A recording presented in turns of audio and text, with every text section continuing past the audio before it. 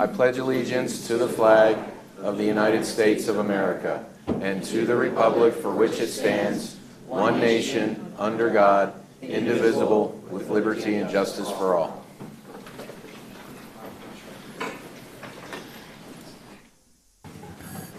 Madam Secretary, would you do the roll call, please?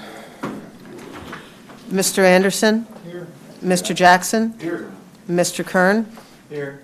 Mr. McCucci? Here. Mrs. Mitchell? She's here. Mr. Akmanowitz? Present. Mrs. Weed? She is here also. Mr. Diliberto? Here. And Mr. Klein. Here. Thank you. Couple of announcements real quick. We did have an executive session prior to the meeting to discuss a personnel matter, and my apologies, we went 15 minutes long on that. Also, this meeting is being recorded by the board secretary. Okay, moving on to approval of the minutes. Do I have a motion to approve the minutes from the April 25th and May 6th meeting of the Board of School Directors of the Quakertown Community School District? So moved. Mr. Jackson? Do I have a second? Second. Mr. Kern? Discussion? All those in favor say aye. Aye. Opposed? The motion carries unanimously. This brings us to our first general public comment. Madam Secretary, has anybody signed up? Aiden Oberholzer, Elliot McCune, Nathan Green, Benjamin St. Clair, and Danny Seidel. Okay, go ahead up to the podium.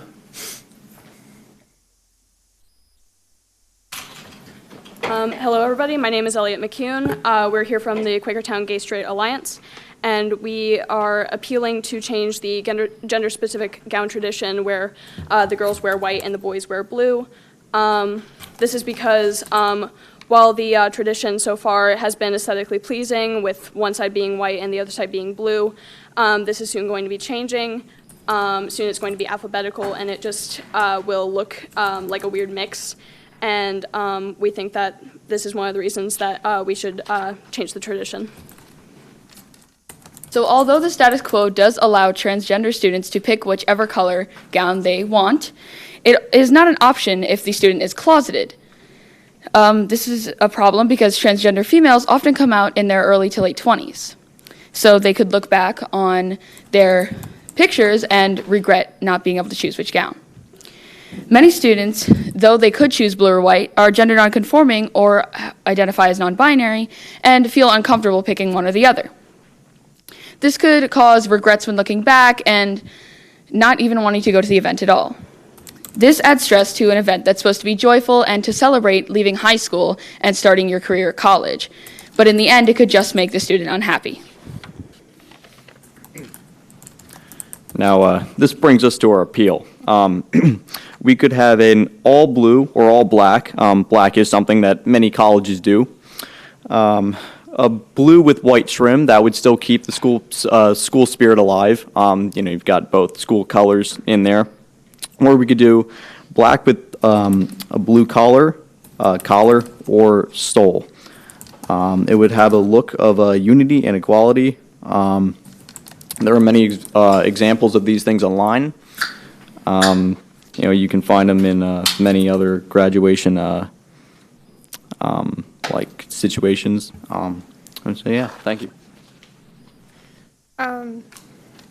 Transgender and non-binary identifying students may be the minority. Well, we are, but we are important to the community, and it would benefit us greatly to continue to advocate for diversity and inclusion. Also, the change would ultimately not really harm the majority. It may be an inconvenience to some cisgender students, but this is an issue that matters very deeply to us, and for them it's a minor inconvenience, and for us it is a serious issue.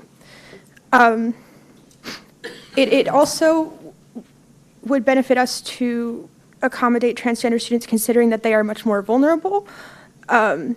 For example, they're statistically much more likely to have unsupported parents than their cisgender peers. They're more likely to be bullied and rejected, become homeless, suffer from mental illness and self-harm, and sometimes even commit suicide. Now, there are many schools, some even very close to our area, that are making the switch to gender-neutral gowns, including Emmaus, William Allen, Central Bucks, and even Palisades. So, this is a trend that is growing, and because these discussions like these are happening everywhere. So it is something that, I don't think we should wait on, because, it is happening in other places, and, we can really capitalize it in this point in time. So although this helps the students and families of the school, it also helps the school because it makes financial sense. The school has to stock extra gowns for students in case their gowns are lost, damaged, or they don't fit. So the white and blue is convenient because the color may only be available in one size that they need. Say, with the current status quo of blue for boys and white for girls, a boy needs a gown because his doesn't fit, but they only have a size in white. They now have to order a whole nother gown. And with all one color, we would only have to stock half as many because we would only have to get size options in one gown design. And it can also help families because they can pass down gowns from sibling to sibling despite gender, or you can share it with family friends. A common question is, what about last year's petition? Last year, a petition was started to keep the gowns the way they are, blue for boys, white for girls, because there was a rumor started that Quakertown High School is going to go one color, which was untrue.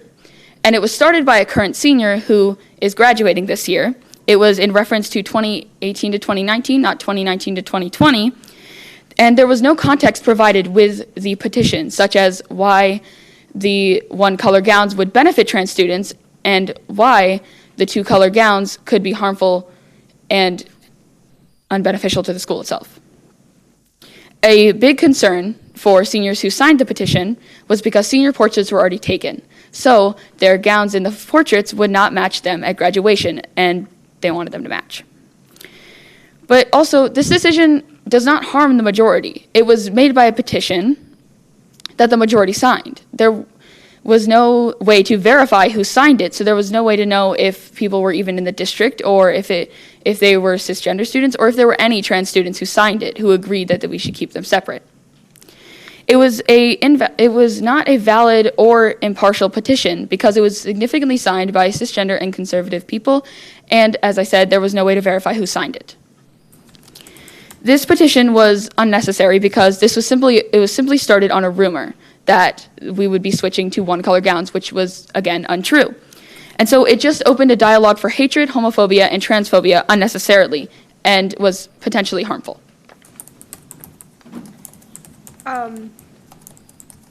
Quakertown as a school district has changed and challenged tradition many times before, such as being a one-to-one district, unlike many other districts in Pennsylvania. We also have a cyber program and the academy offering options for students with life challenges. We also participate in Minithon, which has become a huge success. So since we are a progressive school in those aspects, I think it would also make sense to Sorry? That's okay. To make this change. Graduation traditions have also changed over the years, such as, now teachers are required to attend in caps and gowns as well as students. The ceremony location has moved from the football field to indoor venues, and, many of these changes have been beneficial and improved our school, and since the tradition was challenged, we were rewarded for it. This change would also help to improve our image because in the past, due to past events that have taken place in the district, our school does not have a spotless reputation among minority groups, and so progressive action like this could improve the school's image greatly among the community and other schools.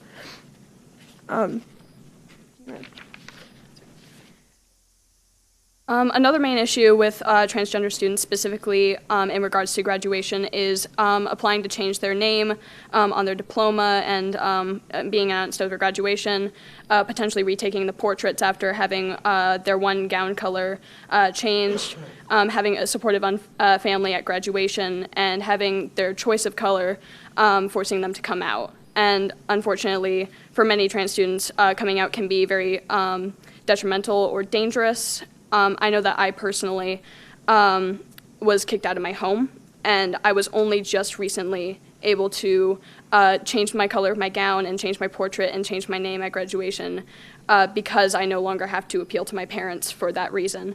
And I think that, we personally think that it would be it would be pertinent for all students to have that opportunity as opposed to those who need to go through that sort of life change. Council Rock actually made a decision. The superintendent himself and him alone made the decision to actually go with a one gown color. However, since he didn't have the input of anybody else, it kind of reverted back to just the two gowns. And this is mainly because of poor planning and things like that. He kind of did it all on his own. Now, which is why we bring the issue to you, so that, a sound decision can be made between everybody, and we think that's important. Thank you. So overall, in conclusion, we collectively think that the gendered gown tradition is outdated and it can be harmful to trans students. There are many benefits to one design gown, such as financial benefits or preparing people for college readiness and showing all our pride colors. The school colors will still be proudly displayed, and it will show unity among the seniors graduating. And the graduation will become welcoming and affirming for everyone without making students uncomfortable. Thank you for your attention and consideration in our presentation. Thank you very much. Took a lot of courage. I was going to say, yeah, Yeah. thanks for your bravery and sharing with us. Perfect Appreciate it. timing. 2 seconds to spare. I know. Did you guys practice? Well done. Thank you very much for speaking up on the issue, and I support what you want to do. So. Madam Secretary, is there any other? Victor Bartholomew.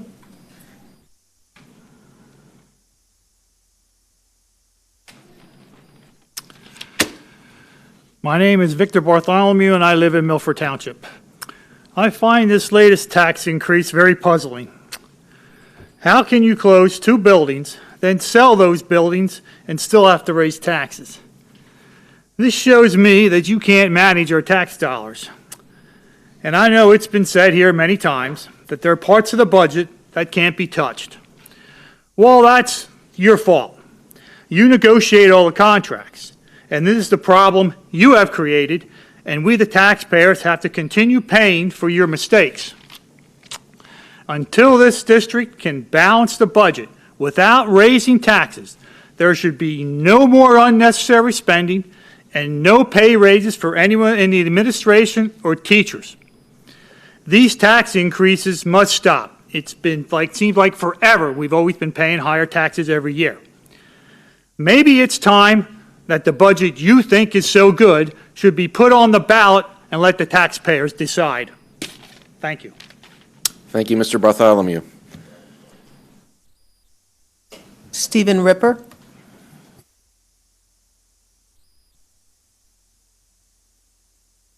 Good evening. It's good to be here again, see some old friends and new faces. And I'd like to speak with you this evening about the tech school, Bucks County Upper Tech School. When I was on the board, I was a representative of this board to Bucks County Tech School, as Mr. Akmanowitz is, I still believe, Mr. Anderson, and they are the representatives to that.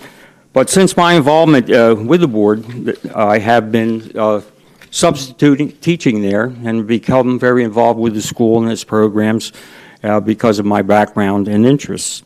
I would just like to inform you of a few things and a few facts about the Upper Bucks County Tech School. We have over 700 plus students. of which 30% are students with IEPs, special needs students, and so forth. I believe that's much higher than our sending schools. And this, requires a great deal of attention by our staff and teachers, and actually requires above normal student-teacher exchanges. It creates more paperwork, more tracking, and more dedication throughout the year to engage these students and keep them in a positive direction moving forward. And the teachers there and the staff do a very good job in this. The support staff of Mrs. Reese and Mrs. Morgan and Mrs. Overton, they are in our advising capacity, guidance counselors, and Mrs. Reese specializes in co-ops and finding jobs for the students. Mrs. Overton is another counselor and helps them with their work, developing resumes and so forth. And they do a very good job with these students, giving them the information that they need to present professional resumes and portfolios in seeking their jobs. We also, NOCTI, as far as the states and the skills, and NOCTI is one of the state exams that they have to take in their various trade or skill that they're acquiring. And these are tests where they're on-hands tests. I participated in them for the last couple of years in the carpentry area. And they have a number of skills which they have to actually physically do in the classroom with actual projects and so forth. And all our students, the ones that take those tests, all score very highly at either competent or advanced. So we're doing a very good job. About 85% of the students that take the NOCTI are those that score advanced and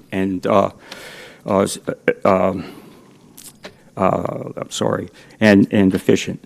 So this is something we all should be very proud of. I know as a sending district, we have discussed the tech school before, and we do support it very well. But you have to realize also that the tech school only represents 10% of your budget, or a little less than 10% of the budget. So actually, we do a very good job, efficient job, in using that money to do the best that we can in educating our students for techs and trades. And actually, we have come in under budget over the last two budgets each time. So we're doing more with less. And, we're cutting things and streamlining things, as Mr. Harner has done in this district, to make sure that we're working as efficiently as possible. Okay. Can you wrap up soon, Mr. Ripper? Pardon me? Can you wrap up soon? Oh, okay. I just wanted to pass out. I didn't know we were on a time limit. Yep. Okay. Right, the tech school, I had some other things I wanted to address. But I passed around some photos of a recent, they started a food truck, which was gotten through grant monies. They got $40,000 in grant money to produce a food truck, which will, the culinary students will be going to the various districts during their events and so forth and selling food. And this is a unique opportunity for our students to participate in something. You know how popular food trucks are across the country. You see them on all the cooking channels and so forth. Well, we have a very nice vehicle. It was a used mail truck, which has been converted, has all the professional equipment in it, and they did this with a grant, so it didn't really cost the taxpayers anything. But that's another kind of thing the tech school does for our students, and it doesn't cost us any tax money.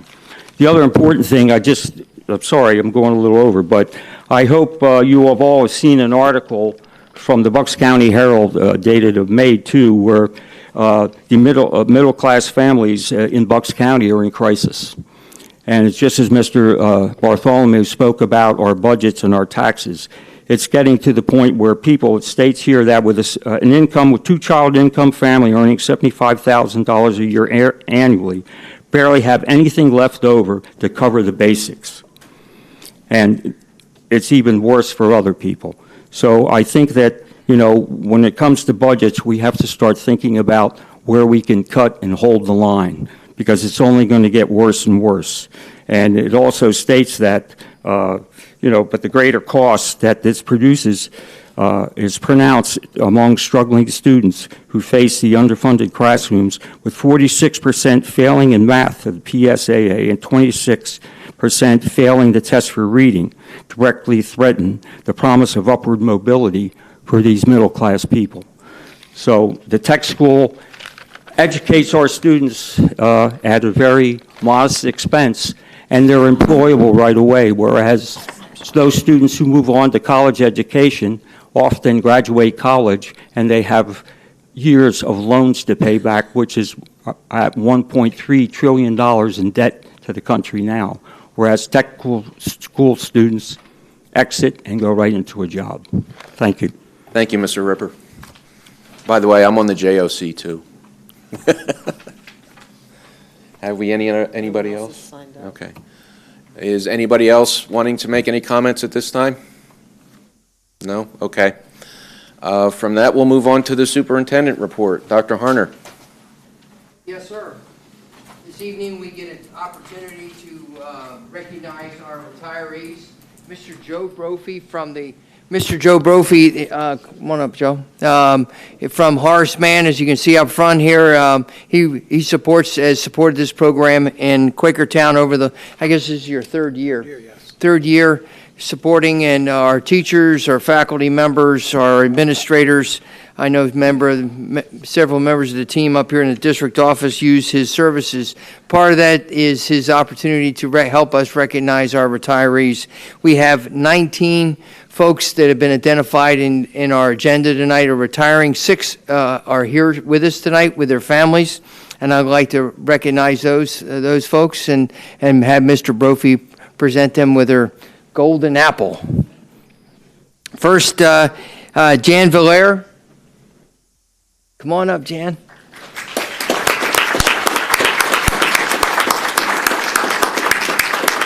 I have a couple of things to say for each person that was provided to me, and I'll stick to this script. Jan was a valuable asset to the Nidec Elementary School team. She assisted in our learning support program and provided wonderful support for students with all types of learning disabilities. Her caring nature will be deeply missed in the hallways of Nidec, and enjoy your retirement from the Nidec team. Thank you very much, Jan. Do you have your family here? Yeah, husband. Where's the husband out there? We got to. This is a team effort here. Thank you very much, sir. Connie Huckelbroth. Connie, come on up.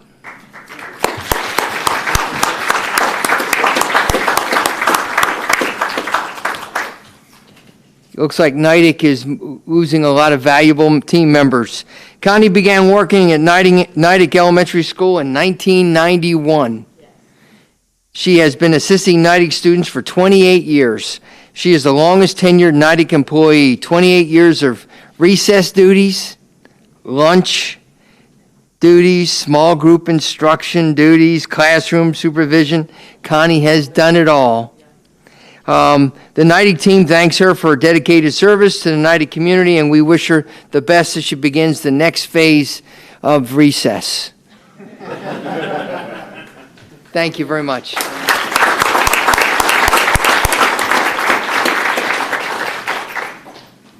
Lynn Morgan, come on down.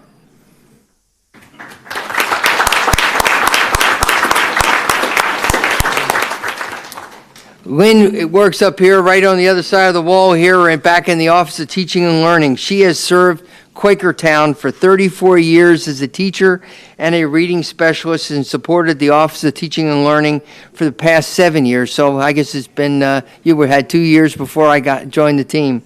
So her natural leadership and her passion for working with students and teachers always shines through. You can tell that from the smile. The staff and students of Quakertown Community School District are better off by having the pleasure of working with Lynn, and the OTL team and all of us wish you the best. But before you stand down here, sit down. It was really exciting. Last night, Lynn and Zach Garger were leading the new teacher academy training, and it was really interesting that one of her students who has just received a contract, has been working with us as a long-term sub for 4 or 5 years, was a third grade student of yours.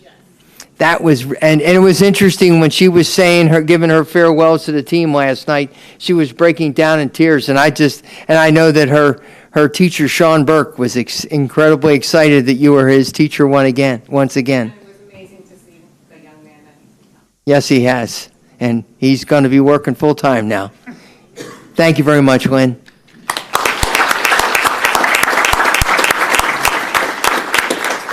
Ricky Stein, please come on down. Thank you, Rick.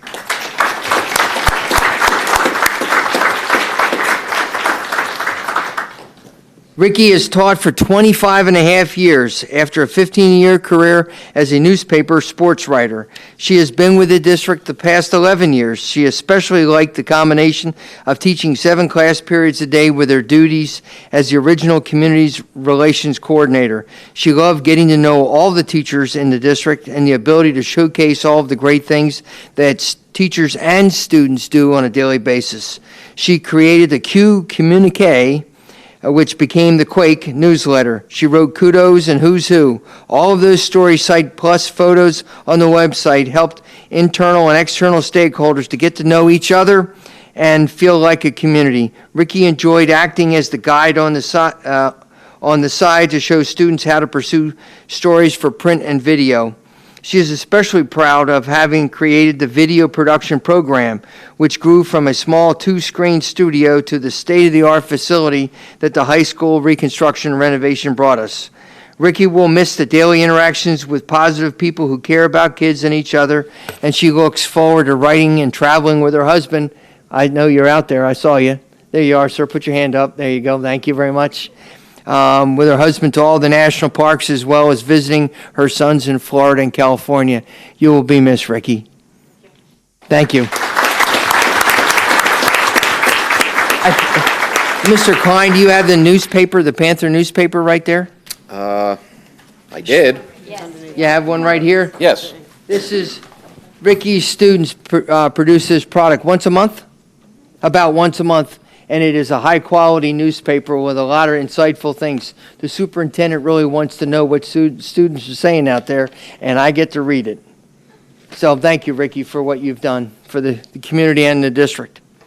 Chad Zitta.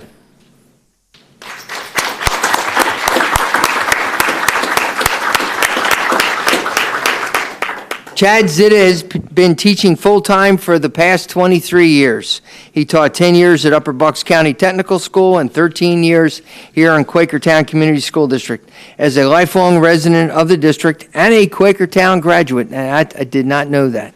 It has meant a lot to him to teach in the same high school where he and his wife were once students. Wife out there. There you go. Thank you. He will miss working with all his co-workers. He greatly appreciates their friendship and support over the years.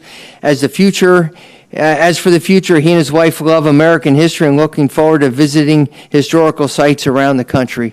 Chad, thank you very much. Very soft-spoken, well-spoken man. Thank you very much for your contribution.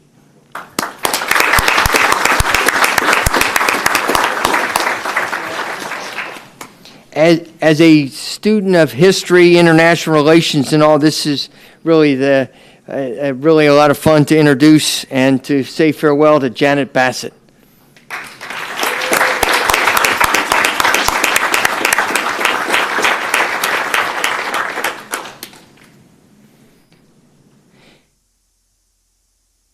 I've called Janet our Indiana Jones of the high school. Okay. Janet has loved working with students in different groups and clubs over the years. She has worked as an academic team coach, TSA advisor, National History Day advisor, Reading Olympics team coach, and the Milford US-UK exchange advisor. She accompanied students students to England, Ecuador, Peru, Denver, Colorado, Baltimore, Maryland, and many other places in Pennsylvania. She also introduced the AP Human Geography course program to freshmen and then watched them rise to meet the challenge. That's where the Indiana Jones comes in, because she was also, you were a museum curator, and that has that librarian kind of, I've been watching too many movies. Do you have that too? Sure. Okay. Janet has taught for 20 years in 4 different schools: Milford, Strayer, the freshman center, and now the high school. She also, not included in here, is the seminar course you taught. Correct. And here you taught AP seminar. She plans to do a lot of traveling, beginning with a trip to Central Europe next spring, and is also considering a number of volunteer opportunities, as well as having several historical and genealogical research projects in mind. She is looking forward to spending more time with her family and friends, and pledges to sleep past 5:30 from now on. And her husband's in the audience. Please put up your hand. Thank you, sir. Thank you, Janet.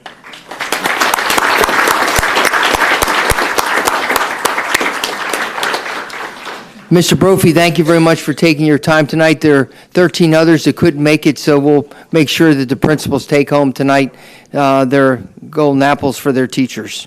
Thank you very much, Mr. President. Thank you, sir.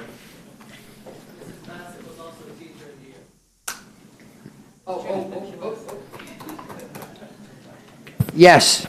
Thank you very much. It wasn't, excuse me, one on my thing. Janet was also the Pennsylvania State Teacher of the Year for 15-16 for the social studies for the State Teacher of the Year. She started our AP Human Geography program. As I remember, we invited about 60-some students. 50 showed up the first day. The second day we had 49. 48 took the exam because the one had a concussion. And 47 passed the exam, the AP exam, very first year we offered the program. Janet's amazing, like most of our and all of our teachers are here in Quakertown, so thank you, Janet.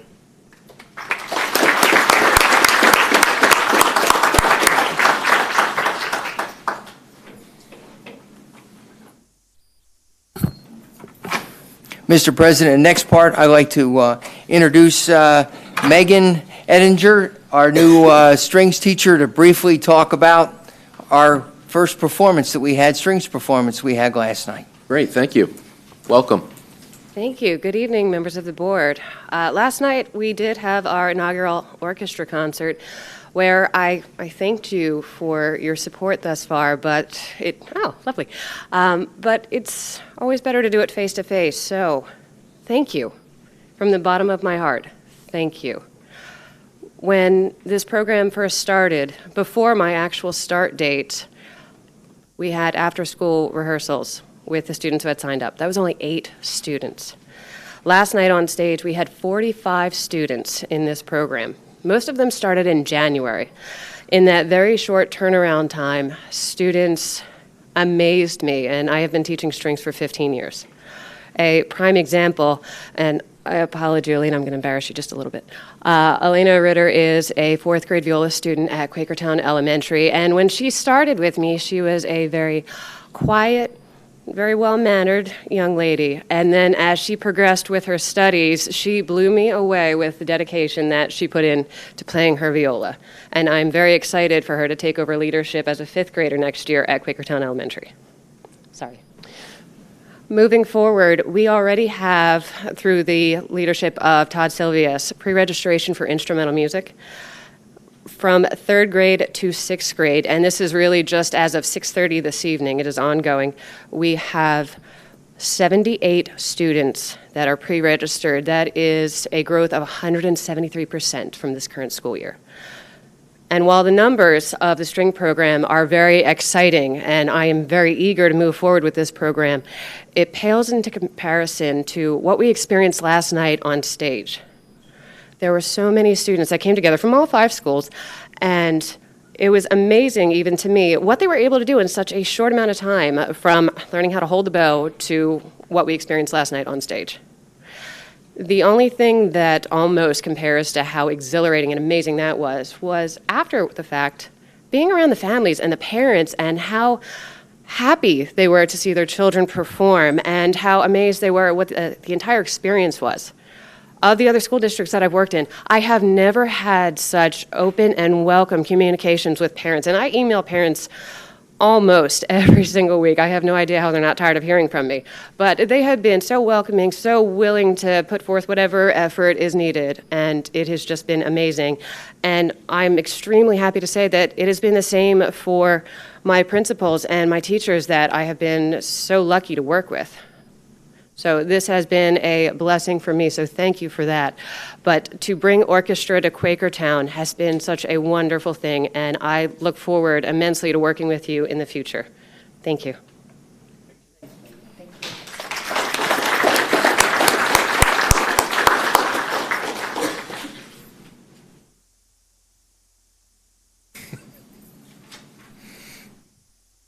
Mr. Schock, would you take us through the staffing update?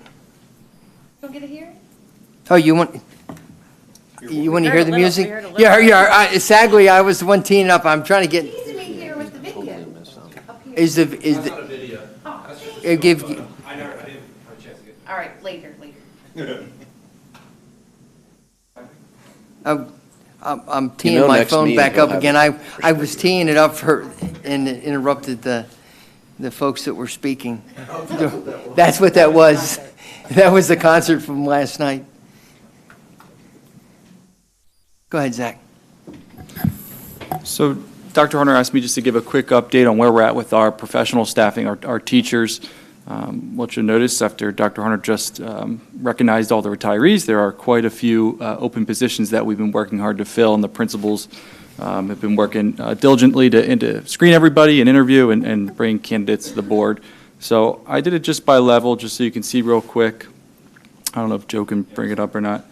I started with the academy and just district-wide. We have 8 openings. 2 of them are the newly budgeted positions, and you'll see all but 1 have been filled so far. The last, there is the board-certified behavior analyst, which we are still interviewing for. High school, where we have the most openings, we have 15 openings there. 1 is a newly budgeted position. Again, almost all of the positions are filled at this point. There are only 2 at this point that we are still interviewing for. And I believe Dr. Hoffman referenced some of this at the last board meeting, the ability to really get started on this and with regard to the budget, I think has really helped us getting all these positions filled earlier than usual. Middle school, and this is actually just the 7th through 8th, this is just Strayer. We actually don't have any openings for the 6th grade center. Only 6 openings at middle school. Still working through some of them. I have a little typo that we didn't actually fix last night. The Mandarin teacher did accept, so that's actually filled. So we're actually just working through the interview process for the music teacher and the ESL teacher. Elementary, I have down here 18 openings. 10 are actually due to a job description change. So if you think about it differently, we have 8 openings there that we're hiring externally for. 1's a newly budgeted position. We're still working through those. The elementary, only about half are filled at this point, but we expect to really get the ball moving with that after this week when we have finished our interviews and hopefully recommendations for the job description change positions. And then lastly, this evolves throughout the year, throughout the summer. It's the long-term substitutes. You'll see we haven't really filled any of those yet. Our focus has been on the contracted positions, and then we fill in the long-term sub positions after that. And those are primarily due to either sabbatical leaves, family medical leaves, child-rearing leaves, things of that nature. So just in summary, and again, correlates to Dr. Harner's recognition a little bit ago, 56 total openings, half are filled, 15 are still in the interview process, and then 13, which are primarily the long-term subs positions where we're just screening for. So we're moving along. I would say we're probably further along this year than we have normally been with hiring, so I'm pleased to announce that. That's it. With the previous permission you've given us to hire early so we get the highest quality teachers to join our Quakertown team, we've been able to do this work. Zach, all 5 positions that are newly added, have we identified and the board has considered after by tonight? I believe 4. There might be 1 that we still have outstanding. The board's certified behavior. Yeah, we're still working on that one. If you remember, I think 1 or 2 board meetings ago, when we were talking about the budget, about the Mandarin teacher, that's on the agenda for approval tonight. So we'll be at, I guess, 80%.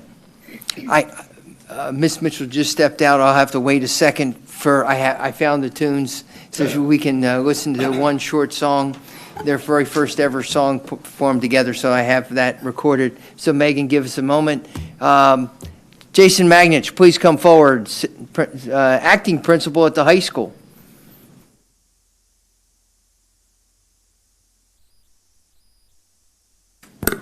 Thank you. I'm here tonight to represent our high school and also recognize 3 outstanding students of the month. First semester, I brought 4 individuals in. This semester now we have 3 that are going to be here with us tonight. So some of us are vertically challenged. I'm going to bring from the largest to our shortest. So we're going to start off with our February student of the month, and that's Ashton Hurd. If you could please come forward. Jason, talk about where they're going to school.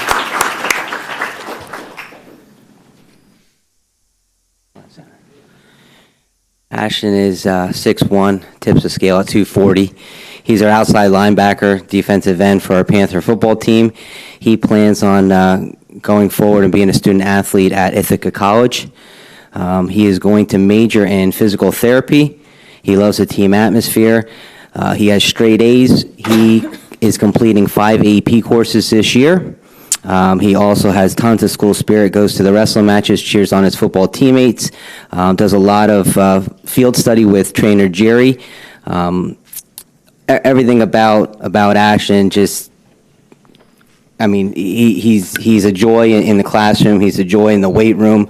He does so many great things. So academically, I just want to read off a couple things. He's at the top 1% of his graduating class. He's a 1440 on his SATs, a 34 out of 36 on his ACT. So this individual is going to do a lot of great things up in Ithaca and for later years to come. So I'm going to turn it over to Ashton to say a couple words of your next plan and your journey. But again, congratulations on being our outstanding student of the month for the month of February. Okay, so yeah, like you said, I'm attending Ithaca College. I'll study physical therapy, be a part of the football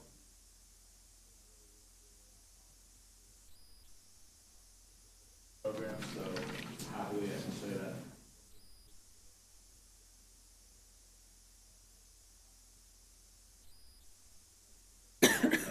Hey, Ashton, how many of our former players are playing football for Ithaca right now? It's Quakertown North. Yeah, there's actually 2 players already there that I played with, Noah Wood and Tim Shetland, so it'll be exciting to be back with them. Oh. Thank you.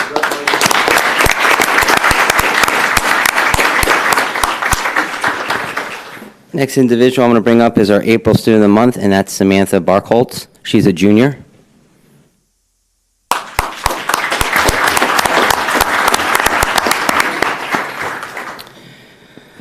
Okay, Samantha, a lot of things here. Advanced Journalism, American Literature Honors, AP Calc, U.S. History Honors, AP Physics, Advanced Digital Design, Spanish 4. What else can I say? She's looking to be our captain of our soccer team next year. She currently is a captain of her club soccer team. She plays AAU volleyball. She is the boss of our junior prom. She ran the junior prom and organized it, did a great job. She's a part of our student council. She's a secretary for the QSLT. She edits our yearbook. She manages the boys volleyball team. She's in the Spanish club. There's more.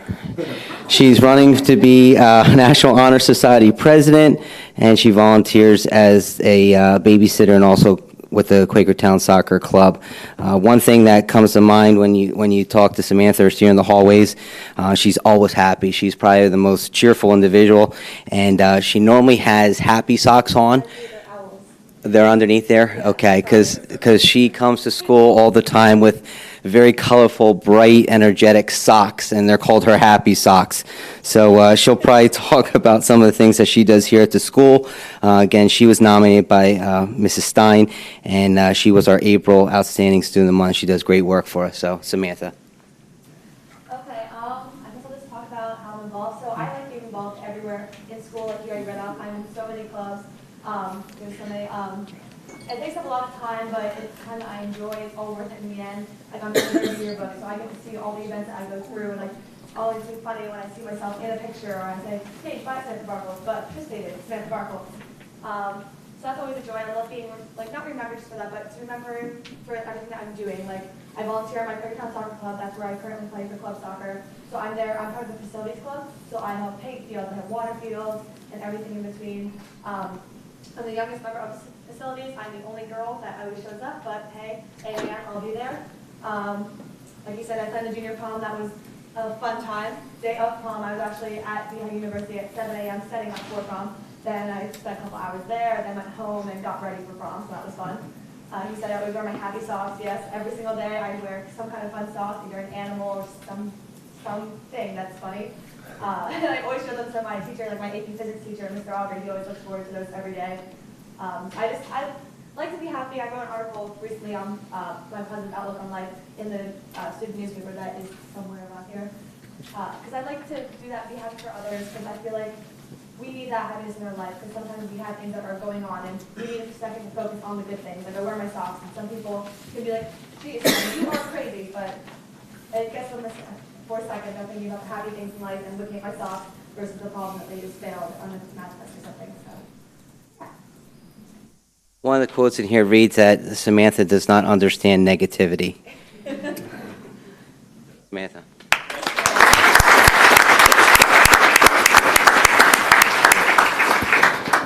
You're volunteering for babysitting. Let's connect after this, okay? Our next individual is Alex Brandis. She's a senior. She was our May Outstanding Student of the Month. If you could please come up.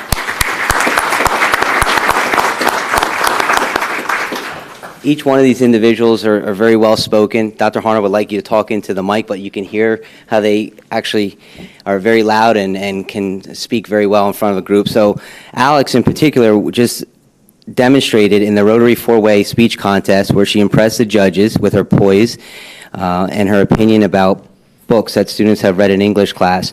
She won the local and regional events and was second at the district event in Allentown, winning, I believe, was a $500 scholarship. She will plan on attending George Washington University this fall. She's going to major in economics and political science. She's also going to minor in Mandarin. And I must tell you that she saved me because I was fortunate enough to travel with the Mandarin class to China last year. And one thing I asked, I said, please put me with all the Mandarin 3 and 4 students, please. And I was fortunate enough to work with Alex and be over in China. It was a great experience, and I thank her for all her expertise in her language. Again, another straight A student. She creative writing, Mandarin 3, honors physics, advanced placement government, AP statistics, AP literature. She loves government. She loves Mandarin.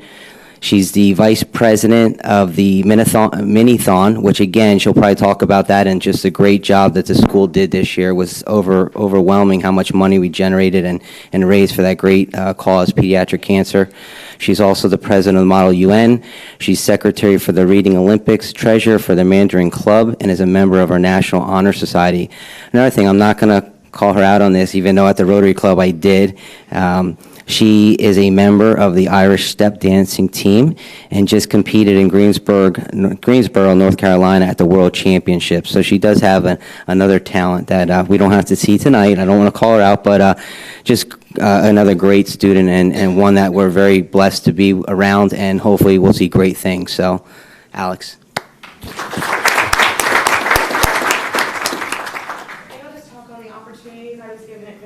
So I was given the opportunity to compete in the four-way Rotary speech contest this year, and given that chance, I was able to appear in front of a crowd and speak about something I was passionate about, and it really gave me more of a step before I head off into college and everything, and I want to pursue politics, so I need to be ready to speak in front of a crowd.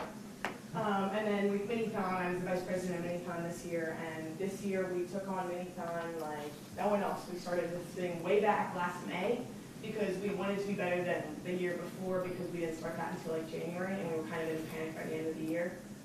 So we took it on, and we did a bunch of different events, including the tailgate, holiday trivia night, Fruitables fundraiser, tape wars like we normally do. And this year, the whole night was a blur, but I remember when the four of us, the four on the e-board, we got together, and Ms. Gerwin and Ms. Ritter revealed our total to us, and it was $31,360. I genuinely started crying.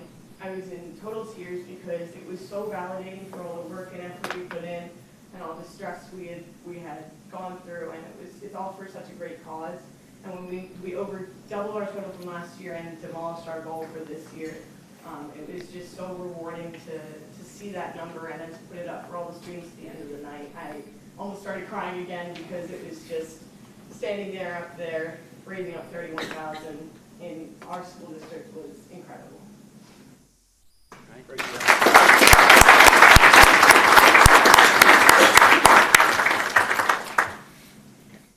Thank you, Jason.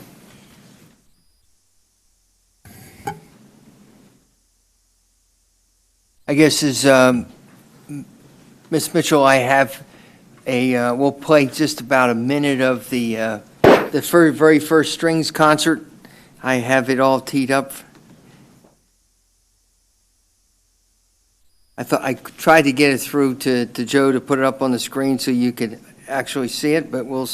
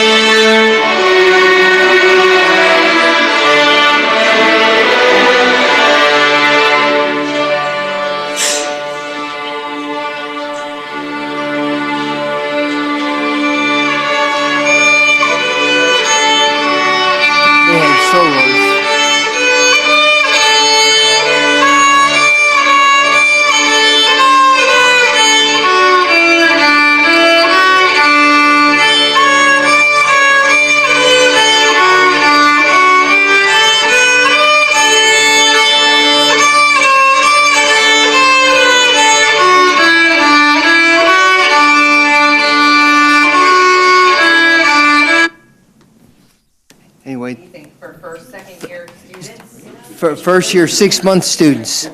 6 months.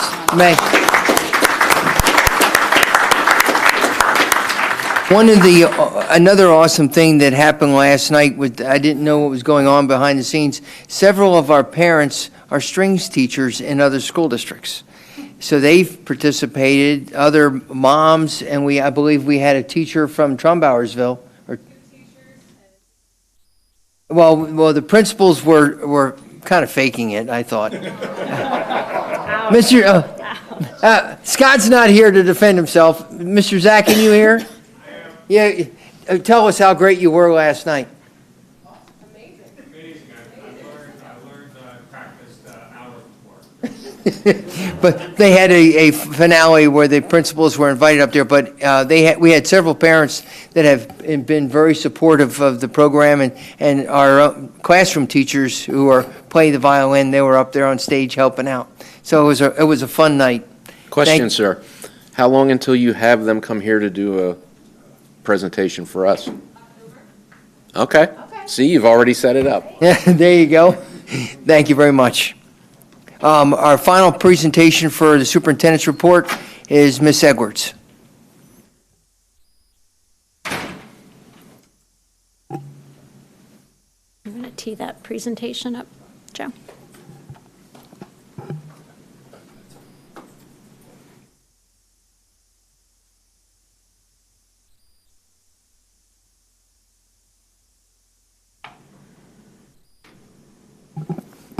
Okay. This is a very rewarding part of the year when we come together to compile all of the work that all of our buildings and teachers and staff members and principals did throughout the year. And as Dr. Harner and I met with each of the building principals to review what they had submitted, it was clear that it was really kind of gratifying to sit at the end of the year and look at the tremendous body of work that was completed and really reflect on that. So this is the final district goals report for the 18-19 goals. Just to, as a reminder about the process, the board approved these goals last year on June 14th at the June meeting to allow us to then do all of our action planning over the summer. We then work throughout the school year to execute those goals. We provided a mid-year progress report in February to the board, and buildings and departments all submitted their data and information this month so that this final report could be prepared for you. And then we're presenting it tonight, and then in June, the board will approve the percent complete, which is then used as part of evaluations and performance incentives. The way that we compiled the information is every building principal submitted a form that detailed the level of completion for each of the goals for which buildings had responsibility. Each of the departments did the same. They also cited the evidence that they used to determine their percent complete, and some of the kinds of evidence we're talking about are action plan strategies that are completed, reports prepared, communications, teacher goal documents, different data collection methods, assessment surveys, those kinds of things. So then all of that information was compiled into the report that you have in board docs. And the tabs that are attached in that report as you go back through it are the actual data that every building principal and department lead person submitted. So they give you that information in summary form attached to the report. Okay, overall, as I said, a tremendous body of work was completed by our principals, buildings, teachers, and staff this year. Our overall completion of our goals was at 97%. Oops, what's my... Before I go through the goals, just a little bit, just a reminder, why these goals? Like, why do we pick these things to do? Why are the things that we choose to do important? And we have a lot of different goals and strategies that we work on, but all of them are pointed towards improving student learning and the experience for our students in our buildings every day. So each goal, I'm not going to go through all of them in detail because I wanted to try to keep this to about 10 minutes. But each goal does have a theory of action, which is the why of why we're doing it. What we think is going to happen as a result of executing that goal well. And in terms of the development, we draft the goals each year, we share them with the board, then we revise them to include that input. Last year, I remember Mr. Achmanowitz talked about the importance of community service and a desire to have a more explicit goal around community service and the Martin Luther King Day event particularly, so that was incorporated in the goal. I think Mr. McCucci and Ms. Mitchell from the Finance Committee had talked about wanting a more robust financial reporting system, and so that became incorporated as a goal. So that's has been our process. Our first goal is around culture for teaching and learning, and you can see the goal there. The strategies are listed in the presentation. They're small to read on the screen, but for the public who can look at it later, to be able to see what the strategies were and what our theory of action is around those strategies. Calculated the percent complete.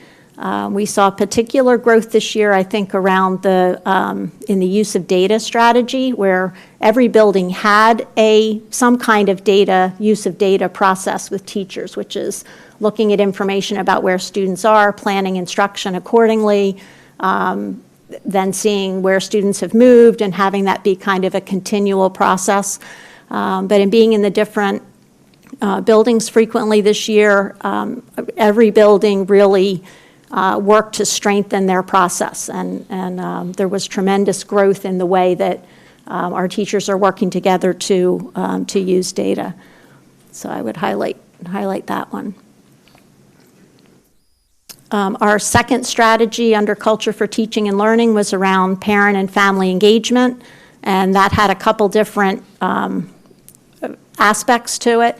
One has to do with providing parents with better information about our academic programs, and the Office of Teaching and Learning led the way on that goal and has a software product ready to roll out to provide parents with better information on the academic programs that their children are engaged in. And then the other aspect of that goal had to do with parent education.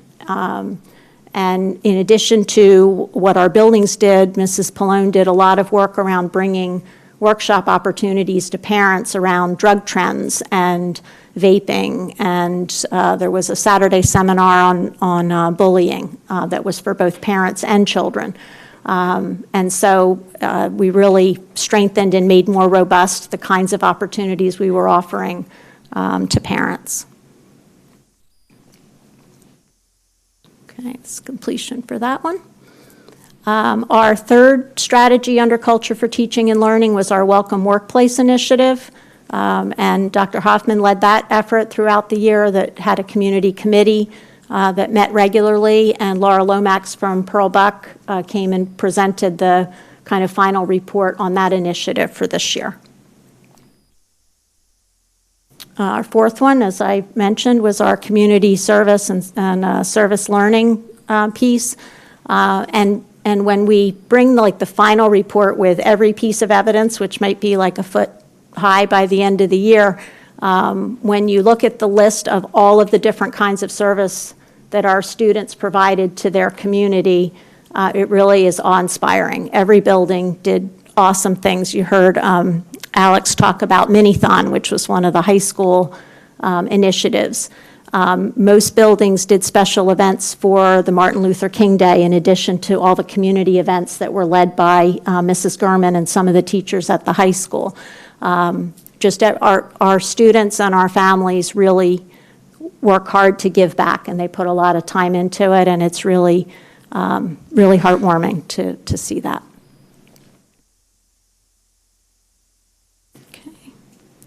And then the last one had to do with our positive behavior support programs in all of our buildings. And 7 out of our 8 buildings achieved the benchmark score that was required for completion of that goal. All buildings had action plans around it, and 7 of the 8 achieved that. I have to call out Trumbowersville on this one. Trumbowersville scored a perfect 100 on the benchmarks of quality associated with their positive behavior support program that they call CPR, and presented at Hershey. Mr. Schmucker and a team from his school presented at Hershey at I think it's called the Implementers Forum. Do I have the name right? Okay. On how they have been so successful at implementing that program in their school. Okay, then our second goal is around academic program, and that involves all of our curriculum cycle work that is led by Dr. Hoffman and the Office of Teaching and Learning. And all of those areas were 100% completed. The next aspect of that had to do with the development of the Academy at Quakertown, which you have seen reports on that, and the program has been so successful that we're able to, working on expanding it for next year to provide that as an opportunity for additional students.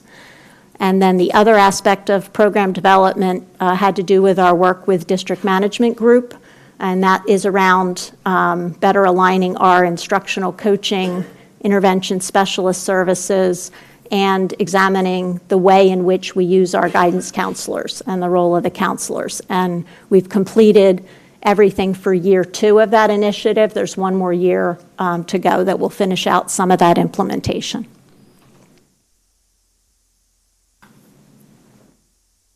Okay, and then we get to safety and security, which is an ever-growing area for school districts to be concerned about and invest time and resources in. And our strategies around that were our community committee that reported to you 2 months ago now. So that was strategy number one. In addition, we implemented Navigate Prepared application, which is a phone app that greatly improves not only our staff members' ability to call an alert on their own and not rely on the office or some other method, and also has a lot of improvements in terms of accounting for students once there is some kind of event.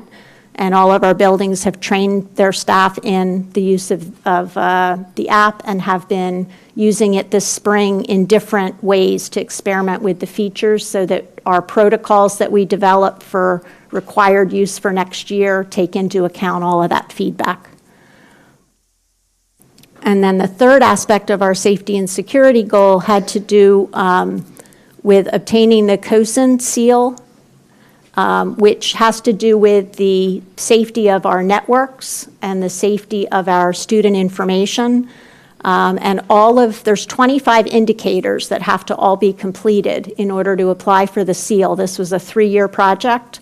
The final 7, right? I don't know where Joe went. I think the final 7 were completed this year.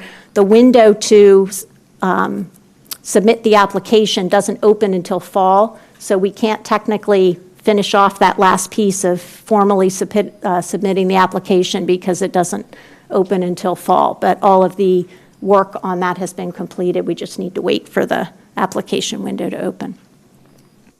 And then our last goal was around operations and finance and had to do with the development of a more robust reporting and also forecasting system.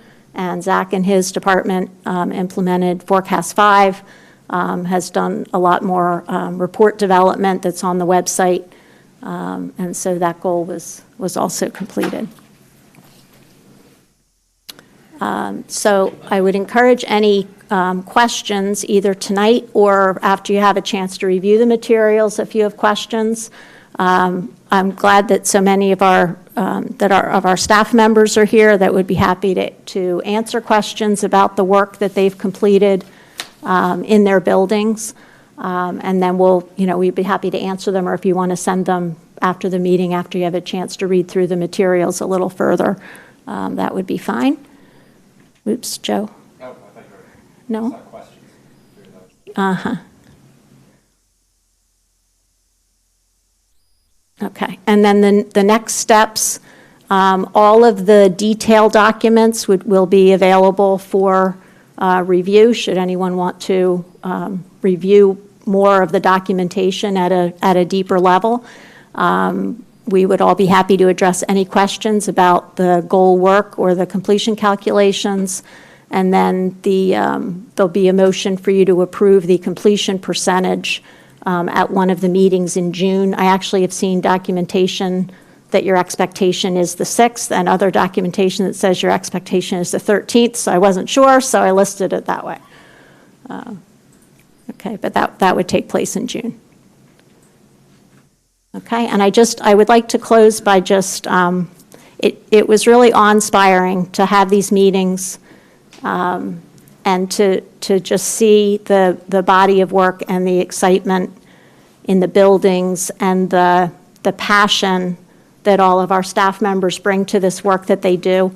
We were in one building where we happened to walk in on a core team meeting, so instead of meeting just with the principal, we ended up meeting with the principal and all of the teachers that serve on the core team, and we sort of did his goal review with all of those people, and it was just tremendously inspiring. And we have more than 500 people all around the district doing really hard, difficult, challenging work every day, and they do it well, and they do it with commitment and passion.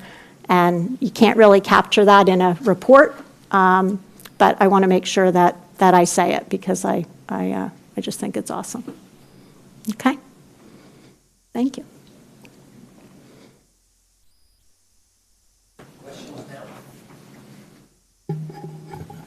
If we get the cosin seal, who feeds it?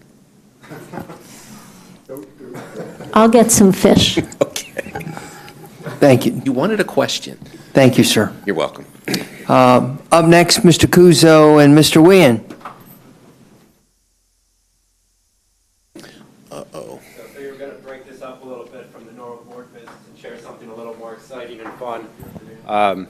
So this year, I think it was in December, I had been out at a technology summit and got the chance to listen to a really engaging speaker about VR in the classroom. It's always something that's been out there. However, I've always been kind of hesitant of it. But through her passion and sharing it made me want to bring it to Quakertown. And Mr. Wien was the first teacher who I provided the opportunity to. And I know he's got, 3 students with him, 4. Okay. And all I can say is the experience that kids are given through VR, it can take them to places they may never be able to see in their life. And it can also connect them to that curriculum in a new way. But probably the most exciting thing is to see the oohs and ahs on their faces the first time they put them on. So fortunately for all of you, there is a VR set in front of each one of you. I'll walk around and help, but in the top right of the it's just like a phone. You'll see there's a power button on the top of the phone. If you tap that once, it'll just take it out of a sleep mode and just swipe up. And if you get that, you should see like a orange kind of compass-looking thing for expeditions. If you just click on that, and then Ryan and his students here will take you through the next steps, and I'll walk around and help you through it. Oh. Thank you. And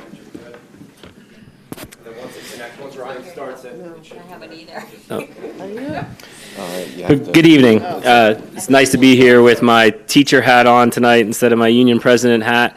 But I do teach 4th grade, departmentalized science and social studies at Quakertown Elementary. Thank you for allowing me the opportunity to showcase a piece of classroom technology this evening that has directly impacted my students' learning. I had the privilege of piloting 30 Google Expedition VR headsets in my classes this year and quickly realized how engaging the headsets could be for my students. Thank you. Today's students need more engagement and active learning than ever before. It is difficult for students to sit and stay focused beyond a 15-minute teacher-led lesson. Additionally, there's a large portion of our student population that often lack the key background knowledge needed to be completely successful. VR headsets have the ability to take students to places they may have never had a chance to visit or see artifacts up close that are often secured behind glass in museums.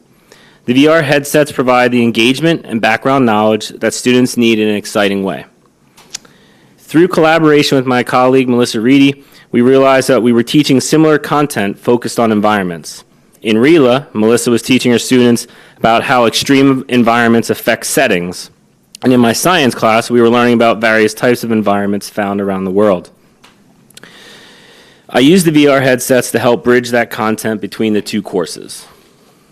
So I brought along 4 of my students this evening to share their VR experiences with you. The last 2 students to speak are going to read a descriptive story that they wrote in my science class after viewing various oceans through the VR headsets.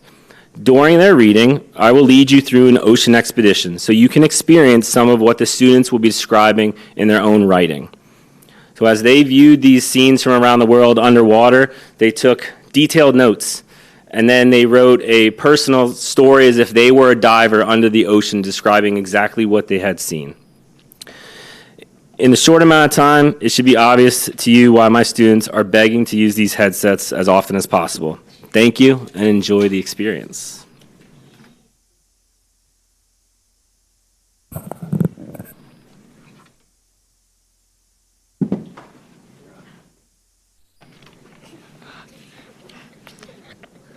Hello, my name is David Akmanowicz III. Hi, Dad. I'm a 4th grader from Quakertown Elementary School. When I used the VR headsets in class, it was exciting and helpful. The headsets for me were very cool because my peers and I got to see 3D pictures, for example, showing pictures of wind turbines and solar panels making alternative ways of electricity. With the headsets, I could see a better perspective of the image because I can look around in the VR. Another thing we learned is that an ice cream factory in Scotland uses recycled material to make lids and other goods. This is different from just going online and searching it up on Google. It puts you inside the image. It also feels like you are right in front of the objects in the image. These images we saw also helped me and my peers write a descriptive ocean paragraph. To write the paragraph, our class went in VR to look at 3D pictures of the ocean. We saw all kinds of sea life like fish, coral, and the depths of the ocean. So the VR headsets were a fun and excellent learning experience. Next up is my friend Travis Marcos.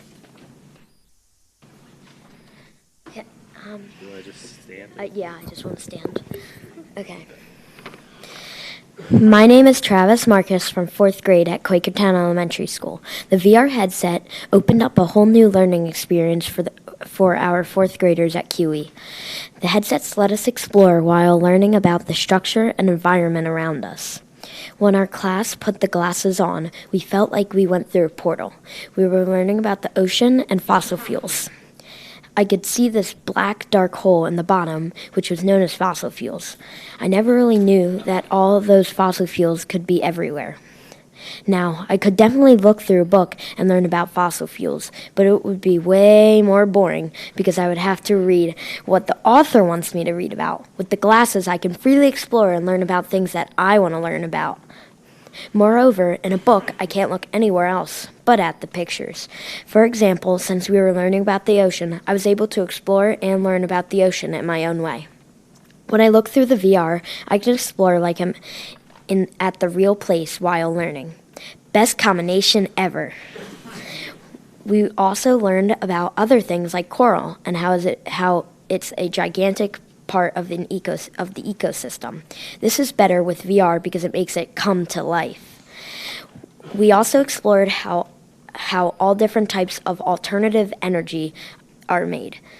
I only knew 2 ways that alternative energy is produced. Then the VR stepped in and helped me in a magnificent way because it made the environment come to life in a more amusing way. The VR headset also let me see an ice cream factory all the way in Scotland. If you think about it, I can look through the glasses and pretty much go anywhere. Overall, the VR headset helped me and many other people learn well and in an entertaining method. Next up, Elena Ritter will introduce herself to you and share her ocean writing.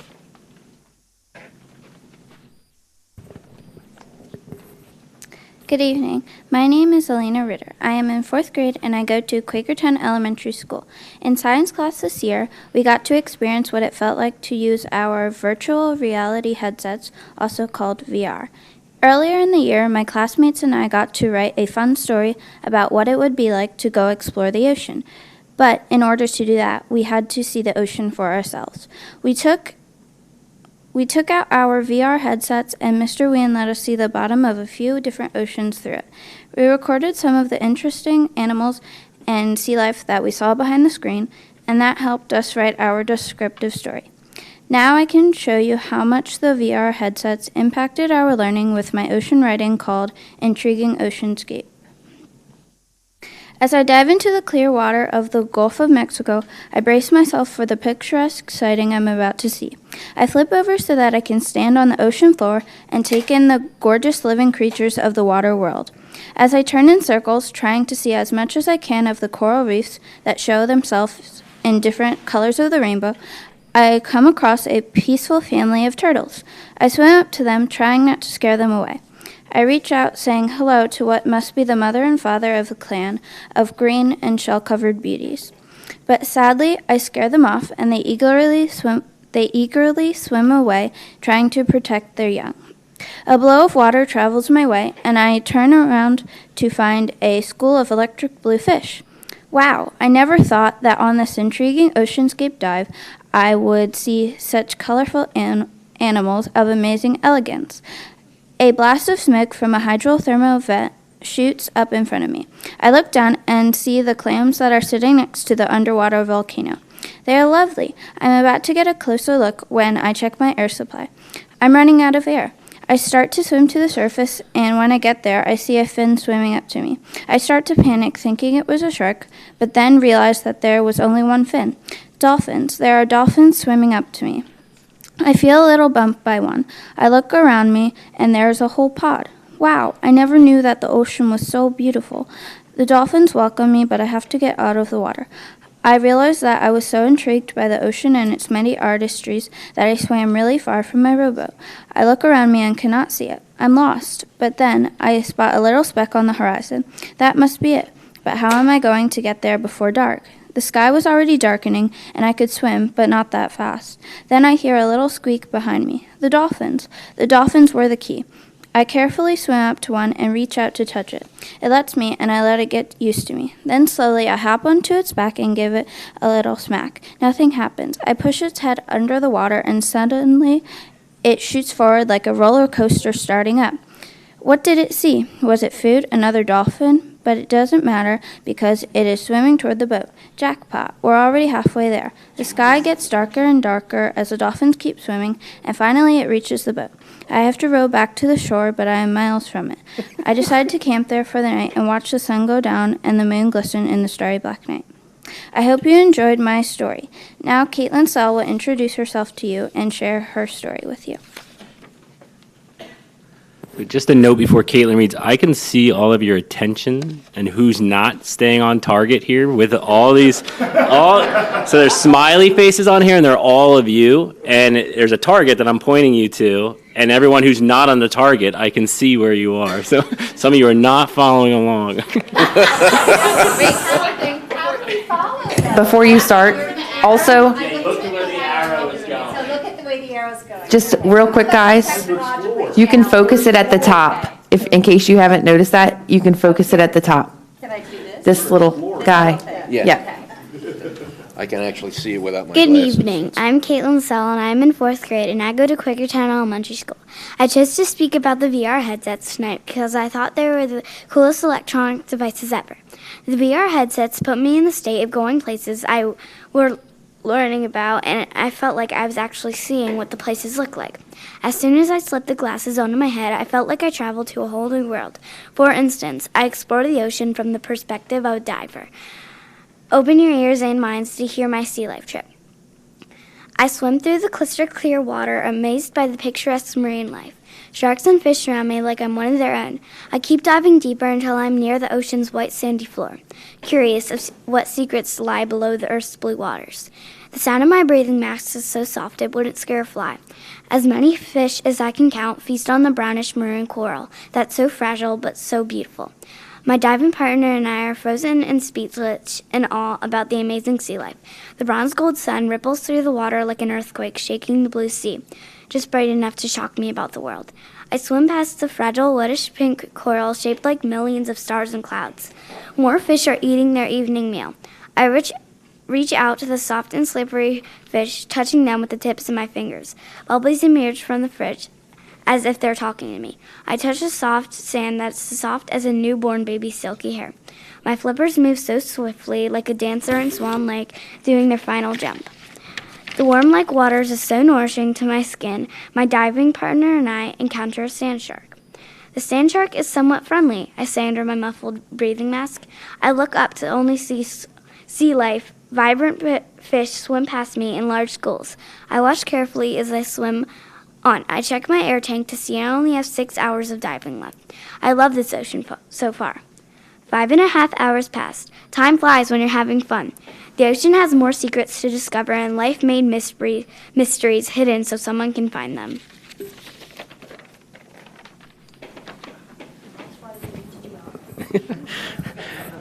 So I'm sure you can understand how exciting it is to use this device in the classroom. You were some of the places you visited tonight were the Galapagos Islands in Ecuador, Heron Island and the Great Barrier Reef in Australia, the Isla Contoy in Mexico, Komodo Island in Indonesia, and Saunders Reef in the Great Barrier Reef as well.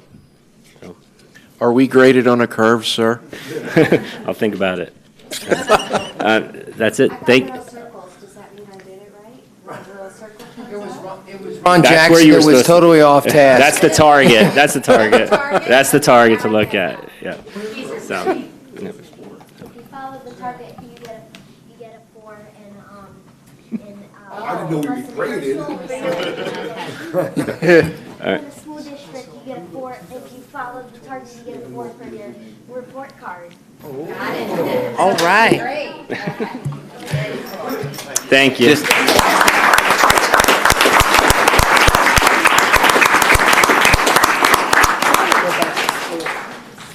You guys did a great job, by the way. Thank you. This was really cool, actually. Student report, sir. Sorry, I was still looking at my... Okay, moving on to the student representative report tonight, and we have Mr. Tyler Einoff with us. And before I turn it over to you, sir, I'll just give everybody a little background on you here. Tyler is a junior at the high school. He is a varsity swimmer and volleyball player.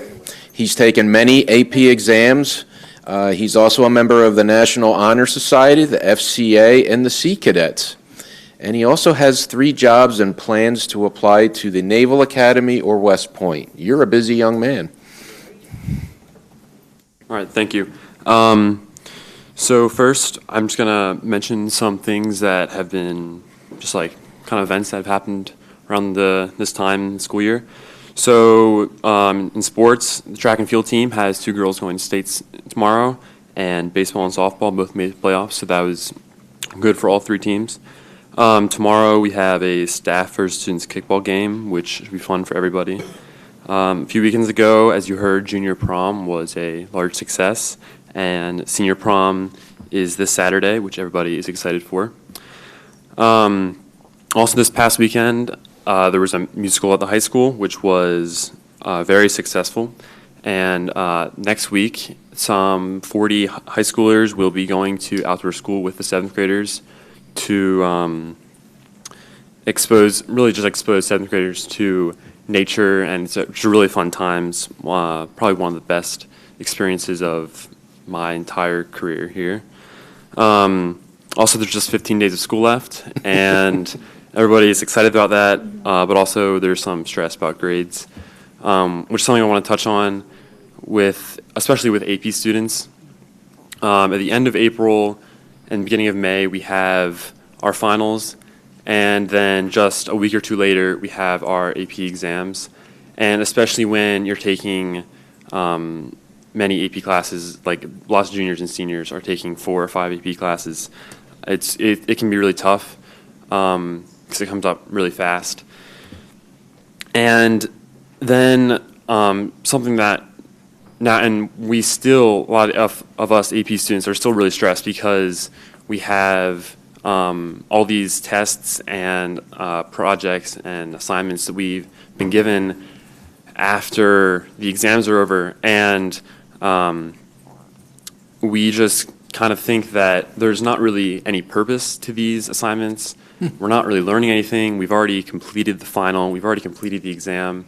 And I'm not saying class should just be over because then people wouldn't show up, but we just kind of wish that there'd be something to be done about how much work, especially mostly the AP students, are having at the end of the year. Another concern AP students have with exams is that we have a fair amount of snow days, and that takes away a lot of class time. And AP exams aren't moved. AP exams stay where they are no matter what. College Board sets that. So one solution for this, since we can't control snow days, would be to simply start earlier. Starting after Labor Day is a really late start. So if we started earlier, it would really help AP students especially prepare more for the exams, have more class time, and also at the end of the year, we would be out of school sooner after the exams.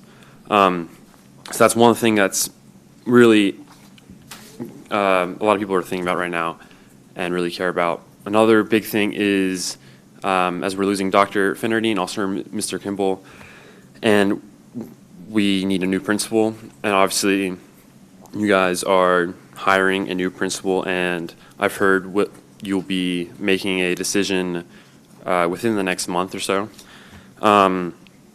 So lots of changes can be brought about by a new principal, and a new principal represents a really good new opportunity for the school to grow and change for the better.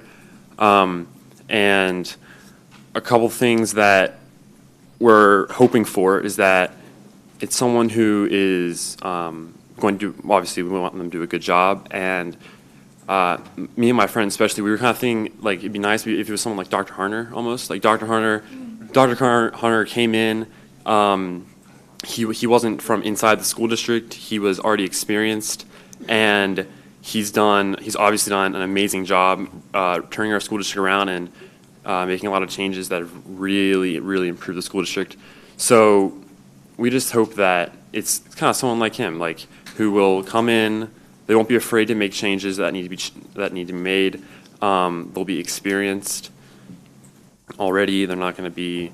They're going to have good experience, and also a couple of things like right now, as seniors are going to college, a lot of juniors are unfortunately just now thinking about college, which is really late. So that's one change I personally would hope that a new principal would make, was that like lots of juniors don't realize, and sophomores, freshmen too, don't realize that they need to take the SAT or the ACT if they want to go to college.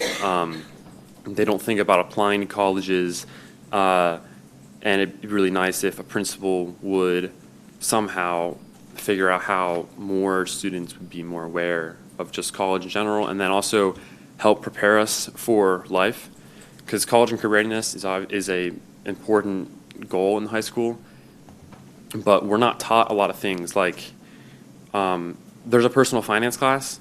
That's one big thing, financial skills. There's a personal finance class, but it's not required. It's just half a year. It doesn't teach everything you need to know. So most students are coming out of high school, they don't know how to, they might not even know how to get a job, first of all, but lots of students don't know how to do their taxes. They don't know how to take out a loan or a mortgage, because most parents can't or won't teach their kids how to do that.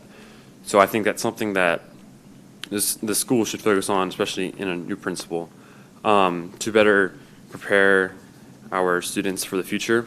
And that's the biggest thing that we're hoping for right now, is that we get a new principal who will bring positive change to prepare us for the future. And yeah, that's all I got. Okay. Thank you for your report and your insight. May I? Yeah, absolutely. So you're kind of on your way out the door. I assume you picked a college, and right? You right? Well, oh, you're a junior. I'm a junior. I'm sorry. I thought you were a senior. I apologize. I'm in the process of applying to West Point. Hopefully, I get in.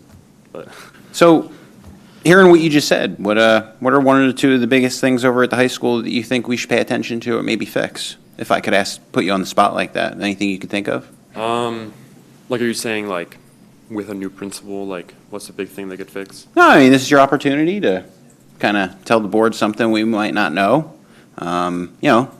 Is vaping really a problem? What are these things that we here on the board may not hear that we should really be aware of? I know that, I don't remember what meeting it was. I know Sam Barnt brought up vaping, and he's right. It is a huge problem. It's definitely decreased, at least in school that I've seen. But there's always, like, for instance, whenever I go to the bathroom, it always smells like some people are vaping in there, constantly. Sometimes I'll walk in and I'll see a group of people just standing there, and they're not doing anything, but I know that they were or they're about to. Because I'm tall, sometimes they get scared. But vaping is definitely a problem. I don't really know how to fix it. I can't really give a solution, but it's definitely a problem. Yeah. Anything else you think we should know? I think some things like students being late to class this year has definitely gotten better, like way better, with like rules being harsher, and that's a good thing. Just gotta kind of make sure that they're more enforced. Like they are enforced, but it's still a problem. It's not as big as one as it was before. Also, another big problem is cursing in the hallways. Students are always really obscene, and in general, adults don't stop them. So that is one big problem. Thank you. Humoring me, I appreciate it. Yes, interesting. Well, you've got one candidate who would like to see you be the principal. Looking for a part-time job, sir? Sure, I'm perfectly happy with my full-time job. Thank you very much. Okay. Thank you, Tyler, though. Yes, thank you very much. Nice report. That moves us to the standing committee reports. Ms. Weed, you lead off with the policy committee report.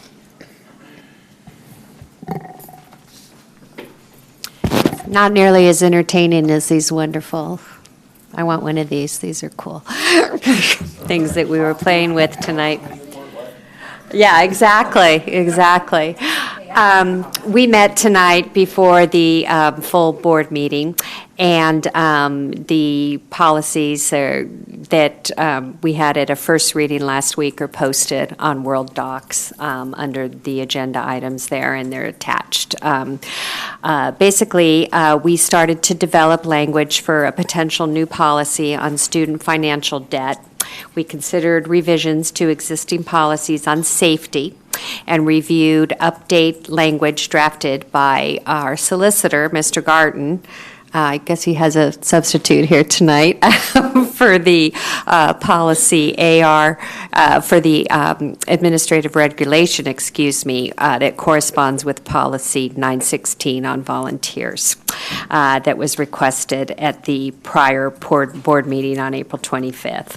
As a result of the most recent SRO quarterly report, we had a discussion. These are all safety items on door propping, confiscation of vaping and contraband, a bus driver ID badges, non-students entering the building and trespassing, and staff student entrance through main language. We're going to develop policy language regarding safety by the administration based on our discussions and directions, and obviously we need to confirm with our the district solicitor on what we can and cannot do to make the schools more safe.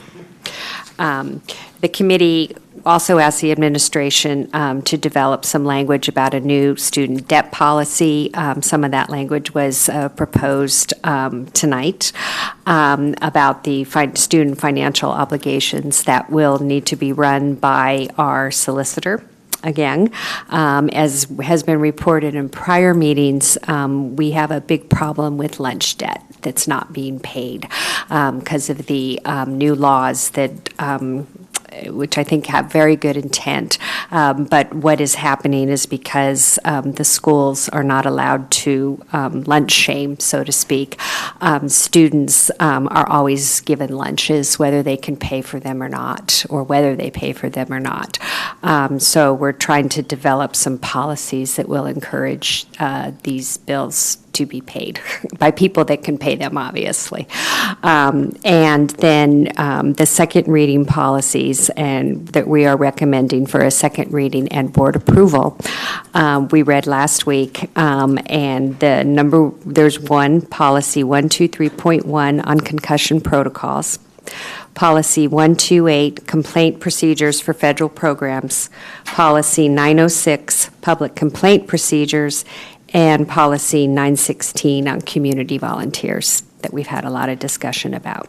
So, thank you. That's it. Moving on to the Finance Committee meeting, Mr. DiLiberto. Thank you. We last met on April the 25th. All our meetings are posted on the website and open to the public. We covered 6 key topics. 2 of them are budget updates, and 2 we're actually voting on tonight. We discussed briefly how the healthcare consortium is set up and how the district is one of 10 that is part of the consortium. The 2 budget updates received, one was talking about how the calculations were done for the BCIU special education budget, which is approximately $4 million. We also received the 2019-2020 budget update that will be voted on the June 6th meeting, is that right? Final budget, yeah. Final budget on June 6th meeting. Currently, we're looking at a shortfall about $1.37 million. Two of the items that we'll be voting on tonight, one is Chartwell advertising at QMB Field, and then also the Chartwell proposed budget and also meal prices. The recommendation of the administration for meal prices was to not increase, to leave everything as is in that regard. And then the final piece that we spoke about was Act 153 of 1996, which basically allows districts to exempt certain property from further millage increases. Property eligible from exemptions include open space properties, interest acquired by local governments, and agricultural easements acquired by local governments. And then one of the forward-looking pieces that was talked about was something we mentioned earlier in previous board meetings is total compensation statements. Hopefully by the fall, is that the goal for that for all district employees? Yeah, yep. We can do that. And that concludes the finance report. Thank you, sir. That brings us to the Facilities Committee. Mrs. Mitchell? Yes, our Facilities Committee met on May 2nd, and some of the items that we discussed are food services capital needs. The Food Services Department has capital needs that need to be addressed over the next few years, and there is, if you, as Rob mentioned, if you go on board docs, you can actually take a look at the agenda and you'll find attached the equipment list for the purchases. Those are going to be spread over 3 years. The biggest needs are for the high school and Richland Elementary, and it's recommended that those be addressed in the 5-year capital projects plan. There's a property that's for sale behind Alumni Stadium, and they've approached us about buying the property before it goes on the market. The administration believes that it would work well as a storage site and possibly used as offices for athletics facilities or special education. And we are going to look further into that, of course. No decisions being made there, just doing some more exploration to see if that potentially could work as a good site for us for the future. There is an exciting groundbreaking ceremony at the Neidig Elementary School for the renovation, and that is going to take place May 29th at 11 a.m. I will be there, as well as Mr. Gottschalk, of course, the principal, and some other students that will play a role in that, and some additional speakers. So really excited about that. Excuse me. The next item that we discuss, and it's an item that has come up a couple of times over since I've been on the board, is our contract with, or I should say our business that we conduct with Boucher and James. And they have, as far as the administration has informed us, they have played a major role and they've done a really great job and attended plenty of meetings, and we continue to use them the way that we hire any other vendor, and the administration is really comfortable with them. So if you want to hear more about that, you're welcome to read the notes that are on board docs. The preliminary bid results for Neidig Elementary School on April 30th, Dewey Engineering and Schrader Group opened the sealed bids for the Neidig Elementary School renovation and addition project. It was a very successful bid process, and the committee made recommendations for alternate bids, and we essentially were able to beat out $1 million and achieved a building that the board was seeking. And so currently, the bids are resulting in a $27.1 million project, and that does include all of the soft cost. We are going to continue to try and make sure that we save in every way we can possible without having to sacrifice quality. In addition, we have a nearly $2 million contingency budget. Now, Mr. Lynch actually stated that he would have been happy with going into it with a $1 million contingency. So having that $2 million there just assures if any mishaps were to come up, and hopefully they do not, that we have that budgeted. On the agenda for tonight, we are going to be voting on several facility agreements. Rob, our facilities director, he works with many vendors to accomplish the facilities needs for the districts, and these are contracts that are compromised of companies that have worked well with the district for fair prices, as well as vendors that have proprietary rights. So if you notice on the agenda, there's several that we're voting on tonight. Last week, we voted, but this was discussed during our facilities meeting, the concessions and the bathroom contract that was approved by the board, as well as the band tower contract. Our solicitor has been provided the cooperative bidding contract. I'm going to butcher this, Boy Board, is that right? Well, by board. For the band tower for QMB Field, and we voted on that on May 6th, contingent on any solicitor review, which there has not been any issues that have arisen from that. And that concludes my report. Anyone else have anything else to add? All right. Okay, thank you. And this brings us to Mr. Jackson, who's going to be giving 3 committee reports, beginning with the Bucks County Intermediate Union, and then the legislative report, and the Quakertown Community Education Foundation report. Have at it, Mr. Jackson. The IU we just met yesterday. We were down in the lower Southampton facility down there. They were dedicating a new playground, which was very nice. Summary of the motions passed that day are included in board docs, as well as what we call the awesome news, which is just a highlight of a lot of different things that are going on in the IU and all of the work that they do around the county. That's the end of the IU report. Jumping to legislative, I'm not going to speak to anything specific, but the legislative report is in there. For those people in the public, too, who care about what Harrisburg does that affects our education, take some time, read through that. It tells you about all the bills that are being considered and being up for a vote and how they affect education in general. The Ed Foundation didn't meet, but I'm glad we left that in there because I'm not sure for those who remember last board meeting that I spoke about this, and I'm glad all the principals for all our elementary schools are out there today. The Ed Foundation for some time has been fundraising a whole bunch, taking in a whole bunch of money. Unfortunately, they've been unable to find anybody who wants that money, believe it or not.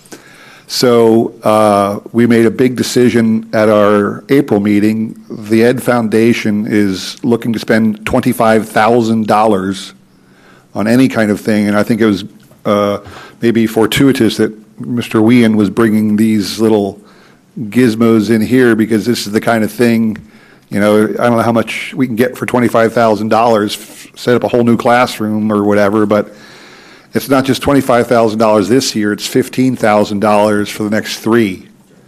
So we're really looking to make a splash, and if any of the principals out there are thinking about what they can do in their schools with that kind of money, the Ed Foundation's next meeting is the second Wednesday in June, which is, I was just looking at this, the 12th. So I know Aaron Olesko is, I see you back there, Aaron. I'm hoping you're talking to people as well about the money. Yeah, so we've got people interested. Yay! So, excellent. So just saying, and that's the Ed Foundation report. Thank you, Mr. Jackson. Moving on to the Upper Bucks County Technical School, Mr. Achmanowitz. All right, my report's kind of long, so I'll kind of read fast for y'all. Our last JOC meeting was Thursday, May 16th. I'd like to open with a report on the annual award ceremony, Tuesday night, May 21st. I'm happy to report it was a packed house. There were many employers and community businesses that were included. Representatives presenting scholarships and awards included employers from Universal Electric, PA Women in Building, PA Builders Association, ABC, which is known as Association of Builders and Contractors, Road Angels of Doylestown, and Clover Contractors from right here in Quakertown were all present and provided scholarships to our students totaling over $10,000. I want to acknowledge all those students who received their community and program awards, perfect attendance, and first honors recognition that evening. Well done to you all. Wednesday, 5/29, Upper Bucks County Technical School is going to be a guest on Classroom once again. It will air on Fox at 6:30 and again at noon on 5:30, or May 30th. It also is supposed to be available on YouTube, presumably after it airs on 5/29. Mr. Sweeta's director's report was extensive. This past month, my summary is as follows. He reports donations this month from several individuals, including Rakowski Dentistry and some other individuals in the total of amount of over $3,000. The senior ceremony, or graduation, will be on June 3rd at 7 o'clock at Penridge High School. The Upper Bucks County Technical School Summer Experience 2019 will be held on June 24th through the 27th of 2019 from 8 o'clock to 3. It will be for elementary grades 3 to 5 and middle school grades 6 to 8. Please see the website for details and specific time slots for your child. It's based on their grade. We viewed pictures of our students and the overnight service project at Camp Akanikan as well.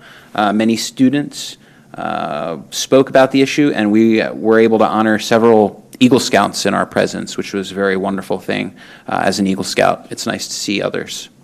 We have a successful Mother's Day flower sale that had taken place. It brought in almost $3,500. We're pleased to please be sure to get out and support the Mother's Day flower sale next year for the students. The Mechatronics Robotics Department took part in the first ever Liberty Bots Battle Bot competition earlier in May. They walked away as grand champion, securing not only the first place award, but the Coolest Bot Award. The new food truck has arrived and is expected to be in operation by the end of June. Finally, it was reported that the school received a specific grant for school safety in the amount of $9,500. Recognition of the Student of the Month followed. This month we recognized May Student of the Month, Reese Panfil. Reese is a machining technology student from Quakertown. He is a member of the National Honor Society and placed first at district level Skills USA and second at states this year at Skills USA. We had several other students in the National Skills USA place. These students placed third, and they were almost all from Quakertown, I think. Selena Rakowski, Josh Landenberg, Colin Patterson, Thane Getz, and Kyle Mack, presumably. I do not know where he is from exactly. There are no subcommittee meeting reports to share with you this evening. The JOC did not have any. We are in the middle of ongoing negotiations, reporting potential contract changes. We approved the updated Occupational Advisory Committee members, as well as the 2019-2020 meeting calendar. And a new pole barn is going to be erected that the students will be converting into usable space. Finally, we voted Mr. Howell treasurer, approved some banking motions, subscribe to a new website for next year, and we are shopping and working on contract details for new custodial services. That concludes my report, sir. Thank you, sir. This brings us to the informational items. The first was the Google expedition, which we've already been through. There's also the board briefing book is on there, and there's also the curriculum cycle for 2019 and 2020. Dr. Hoffman, since that's kind of like your area, would you like to speak to that?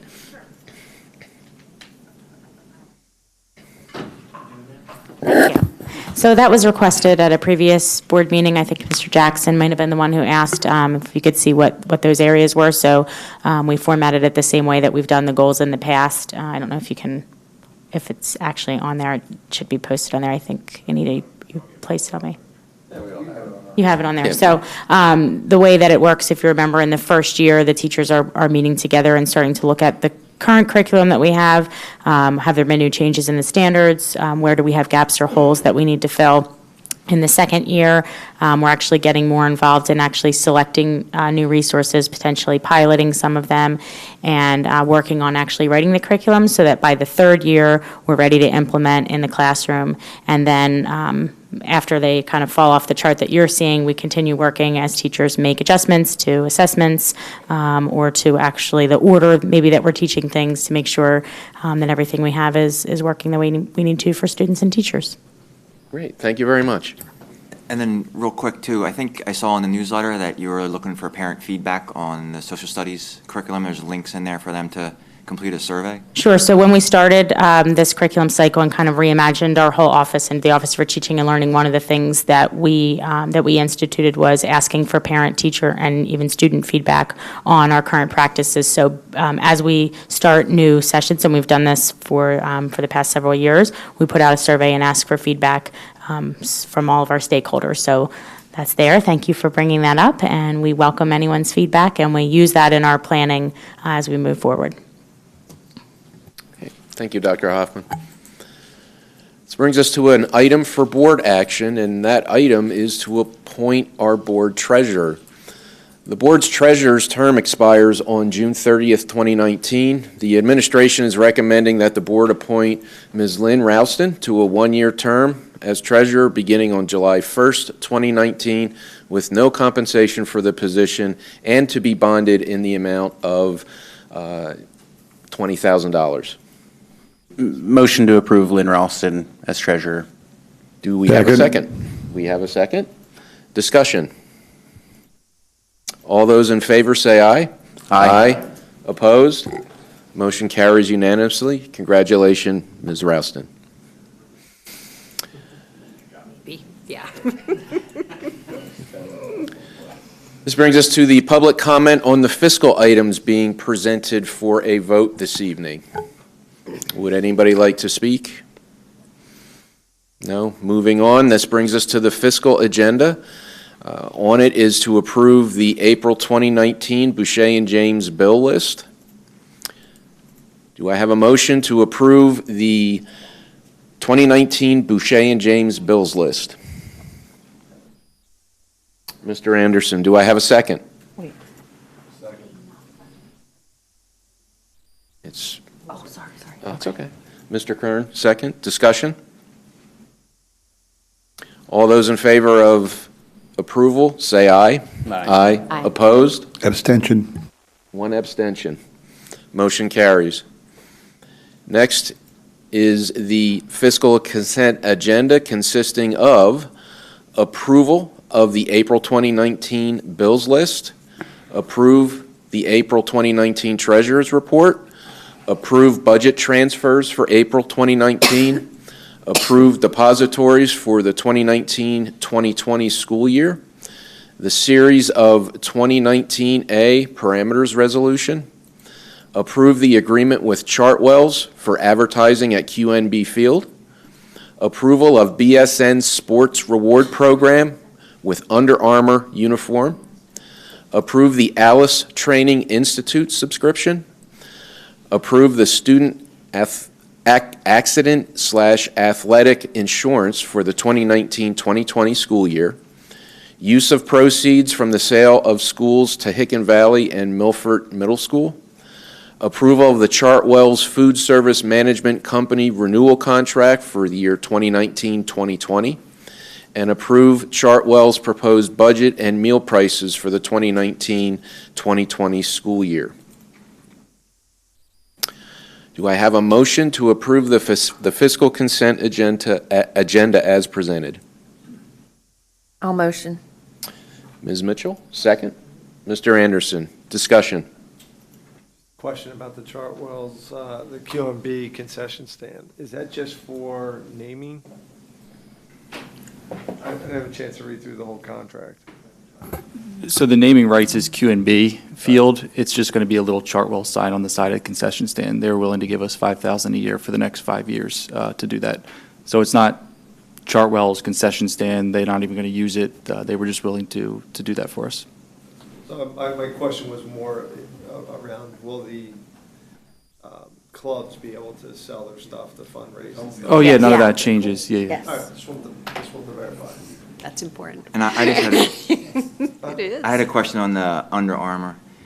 It looked like it's like a boilerplate agreement, and it basically said that no manufacturer, distributor, marketer, or seller of athletic apparel will have signage at any of the facilities. Like, do we have any people that are going to get bumped out, like Schuylkill Valley or anything like that?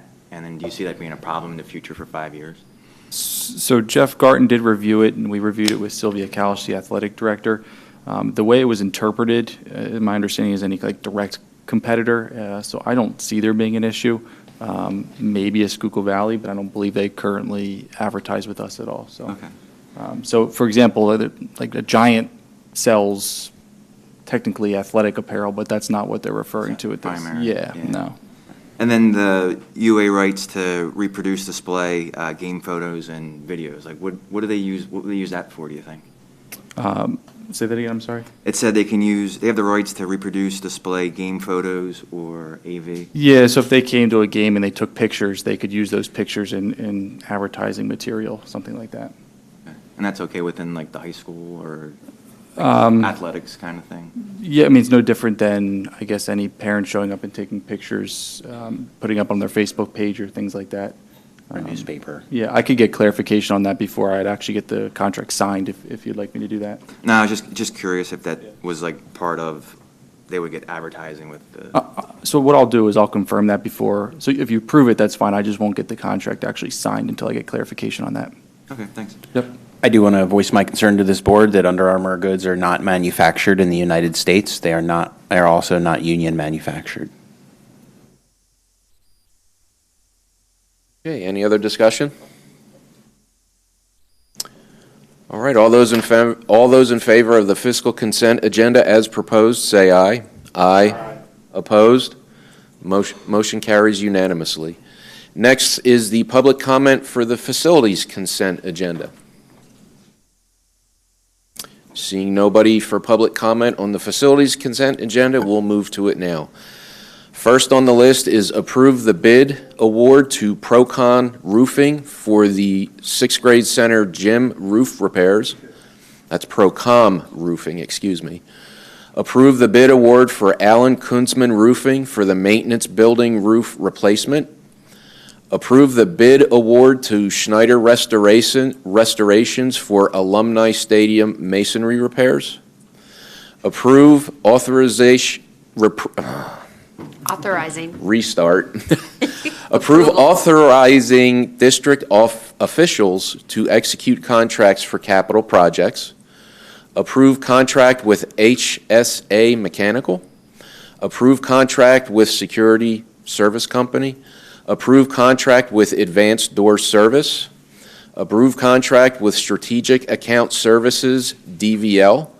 Approve contract with, this actually is on here twice. I don't know if it's the same contract, but there's two for them. Approve contract with Siemens. Approve contract with Frank Environmental. Approve contract with Train. Approve contract with CleanZoid. Approve contract with Suppression System Services. Approve contract with Metz Mechanical. Approve contract with Western Pest Services. Approve contract with Armstrong Installation. Approve contract with BDU. Approve contract with Unlimited Technologies, Inc. Do I have a motion to approve the facilities consent agenda as presented? So moved. Oh, we have a tie. I think I did it first. I think you did too, so. And seconded by Mr. Jackson. You're not first or last. Discussion. I got that.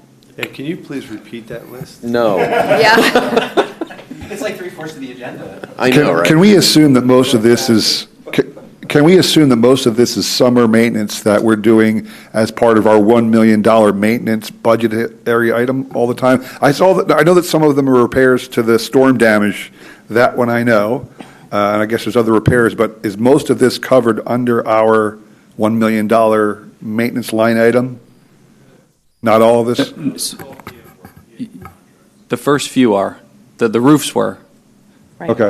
The roof and the restoration, that's part of the $1 million capital. The other is the annual routine business that Rob and his team takes care of every year. But it's all things that were in the budget, this is not new spending? Correct. We started this practice, I think, a year or two ago, because they're ongoing contracts at these individuals. We get better pricing if we say, you can service it full year, rather than calling them up when needed.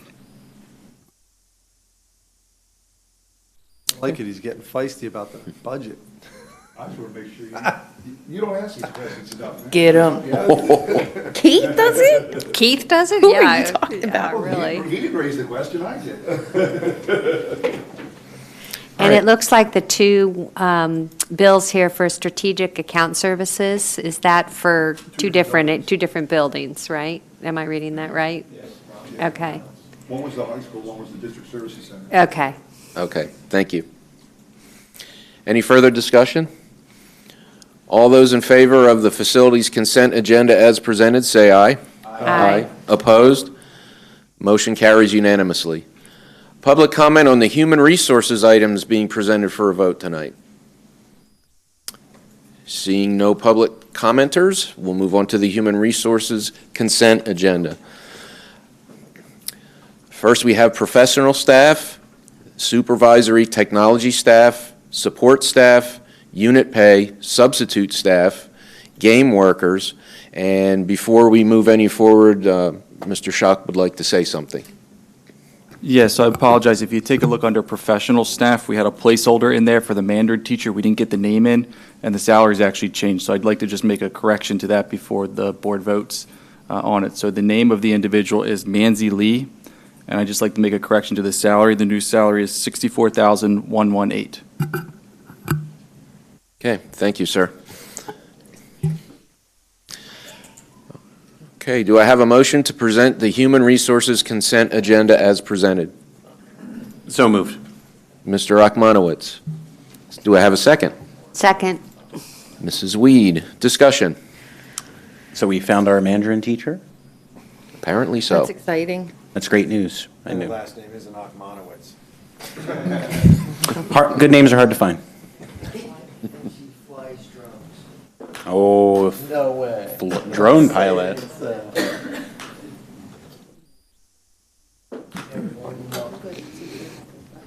Okay, very good. Any further discussion? Okay, all those in favor of acceptance of the human resources consent agenda as presented, say aye. Aye. Opposed? Motion carries unanimously. Public comment on policies and program items being presented for a vote tonight. Seeing no public commenters, we move to the policy and programs consent agenda. First is to approve waiver agreement for student number 21981. Second is approve agreement with the Pathway School for one-to-one aid services for extended school year 2019. Third is approve the Pathway School extended school year 2019 agreement.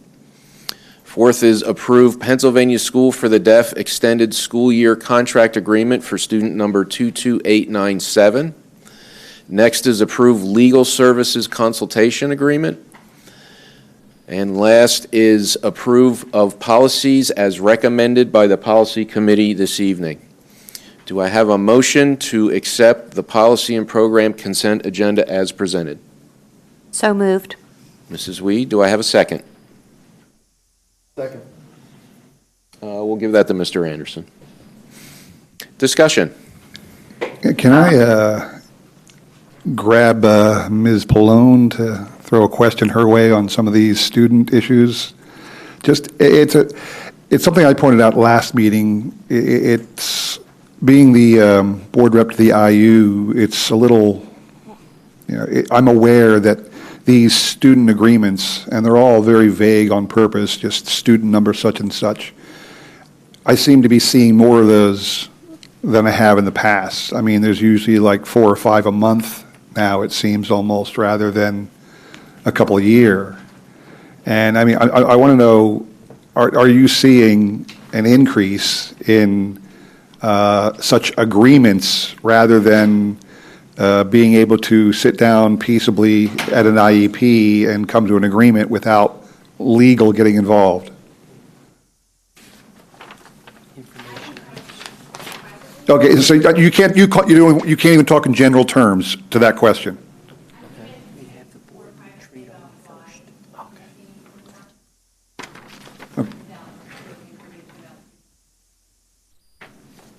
Okay, but that, I'm just saying, that one always, it's alarming, I'm not sure what the right word is, but, Just wanted to point it out.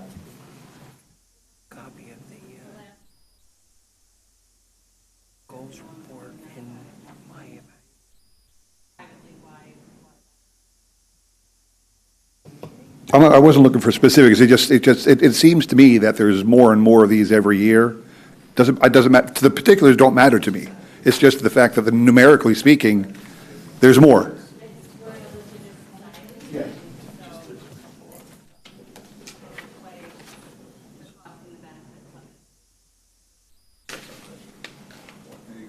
Okay. Thank you, Mr. Jackson. Any further discussion? Yes, I do have just one discussion item. As I pointed out today in the policy committee, and as I've mentioned before, I'm going to support the board majority for the policy on volunteers.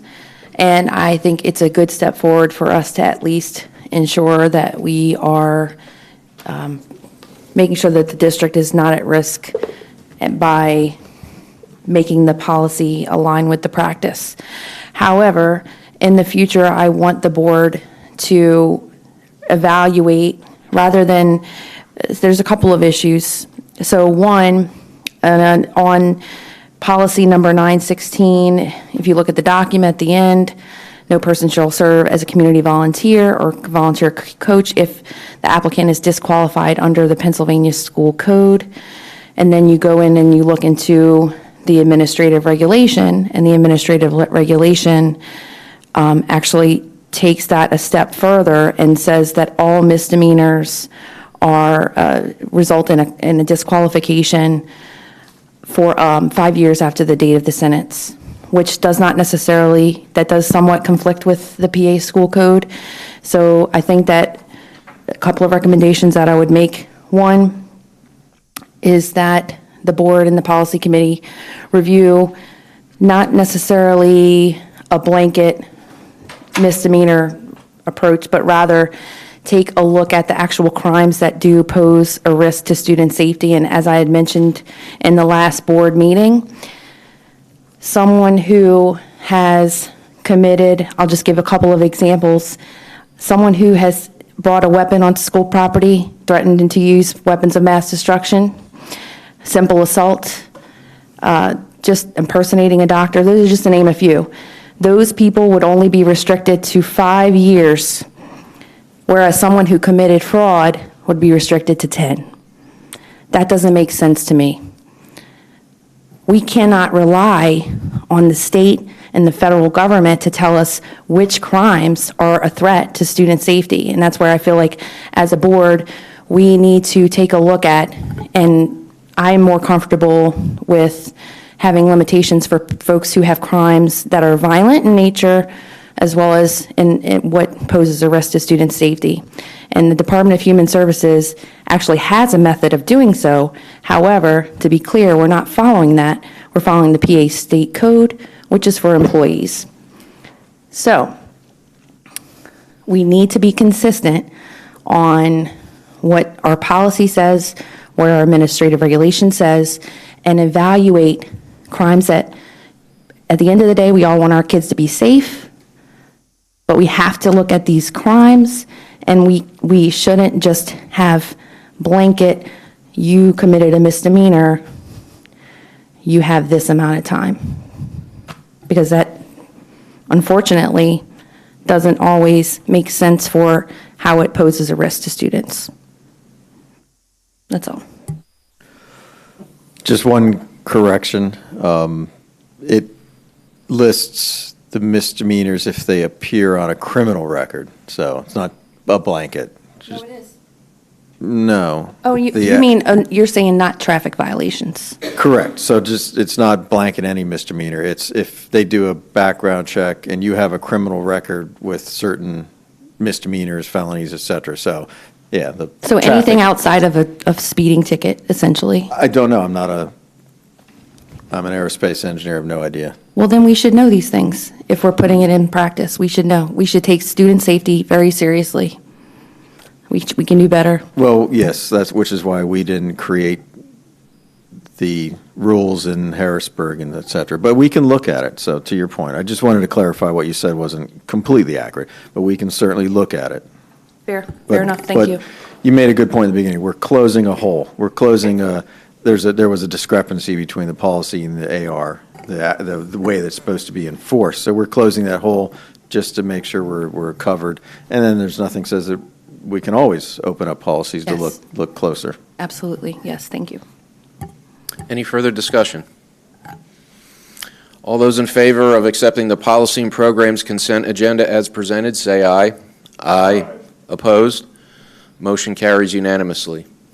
That brings us to new business for the board. Do we have any new business from any of our board members? So Yeah, thank you, I Caitlin. just wanted to say I had the pleasure of attending the award ceremony at the tech school on Tuesday. And what a really cool experience, first off. And I really want to compliment all the kids that received awards out there. Both men and women. There was some woman who was in carpentry, and it was really cool to see.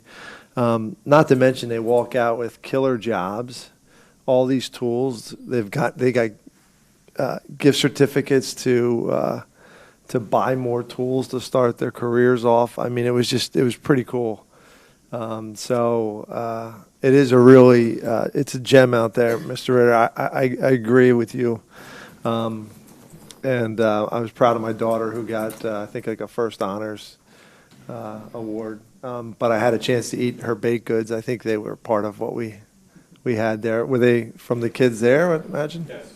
So they were fantastic. So great job. And he was the board representative out there at the, David was, so great job. So. I just wanted to say thank you. I really enjoyed tonight's meeting. We did a lot of good things as with the retirement recognition, seeing the VR program, hearing about the strings program. And I'm always impressed when the students speak, just how brave they are and how well thought out they are. And I'm only bringing this up because there's so much building leadership here, and thank you for all the time and effort that you put into them. But the reason I bring it up is I bring it up every once in a while is to take the time to tell your students that you're there for them, because there's a lot of stress that they're going through. And we heard a couple of examples tonight talking about the gowns and what happened personally to the different students, hearing about the vaping, the AP testing, and even like the bullying at all grade levels. So I think just knowing that there's people out there that care about them and that can help them goes a long way. And I just wanted to thank everybody for what you guys do. Hear, hear. I've got two things, if I may. First of all, we have Memorial Day coming up this week, so I know we have a few military people in the room, and I just want to say thank you for what you guys do. And also, let's remember what... One slight correction, sorry, it's a pet peeve of mine. Memorial Day is to celebrate the fallen. Well, I was getting to that. As a veteran, I don't want people to tell me Happy Memorial Day. Just No, saying. I wasn't saying that. I was Because recognizing... sorry, I don't and mean to rain on you. I was going to finish up by I saying... don't deserve that, that's all. Please remember those who have fallen and have given all for their country, because that's why we have Memorial Day. And secondly, as I do travel for my job, my real job, not this one, I occasionally get a chance to read the USA Today, and I have with me here a copy of the Wednesday, May 1st USA Today, and on page 2A, there is an article that says that girls outperform boys on engineering exams, and they did it despite taking fewer tech classes, which I found very interesting, and I read the article. It's a great article. And so for all of our girl students out there, think about STEM as a career, because apparently they do quite well at it. Written by Kaylin Mitchell. No, Aaron Richards, actually. I'm over here like, is that really a surprise to anyone? Exactly. Sorry. So I don't know if you would like that, Dr. Harner, but feel free if you want. Was that both yours? Pardon? Was that both of the things that you wanted to, did you say you have Yes. two? Yep, I'm done. So I wanted to take a moment and bring up my support to, probably too late this year, but next year streamline down to one color robe. I agree with the individuals who came out today. They're brave enough to speak out, and it is a thing. And there really is no reason for us to have two colors. Tradition is meant to be changed. So I think that there's a lot of merit to what they're saying, and I think this board really needs to consider streamlining down to one color road. Well, and I agree with that, first of all, for the reasons you've articulated. And I'd like to know, because I'm not from Quakertown, I moved here from out of state. Where I'm from, everyone always wore the same color robe. So where does this come from? Same for That me, the and I'm not boys from are there in either. one and the girls are in the other. We were all in my high school, we were all in red robes, because those were, the school colors were red and white. And we all colors wore red, boys and girls. So where does it come from, and what's that tradition? That sounds- Why do we do it? That sounds like a good question for our resident historian for the school district, Dr. Light. Maybe he might know the reason why. I have to call him. Well, besides the transgender issue, just as a woman, when I'm watching my daughter graduate last year, female, obviously, in a white robe, I had the same question. Why? I mean, to me, it also seems kind of sexist, quite honestly. I mean, we're all graduating in, why separate the boys and the girls in different colors? I've never seen that before in other places I've lived, and I think it's kind of silly. Could I bother the board members for a soft poll on like who would be open to changing, who wouldn't, and who's undecided? Who would be open to changing? Would you raise your hand? Yes. I think I like the idea of the blue and white some kind of way incorporated into one. I'm like you. I had, it was maroon, reddish, and we all had the same color, so I never saw that either. I understand it's probably going to be painful for some because this is tradition. Tradition can sometimes be difficult, but I'm with you. Like, I just don't understand the separation. But traditions are meant to be changed, and we don't live in the 1950s, you know? I know there are people out there that want us to go back to the 1950s, but we don't live in the 1950s anymore. And so, as evidenced by the fact I am able to have the career I have, which my mother was not able to have, et cetera, et cetera. So I think that's a tradition we should change. I'm going to go with it's the school colors. Like, I don't think there's Well, then- thought behind it. Then why wouldn't they do mix the boys and girls with differentiate between different the boys and the colors? girls? What's the reason for that? Well, let's think about it a lot and make the right decision. Seriously. They can wear whichever one they want.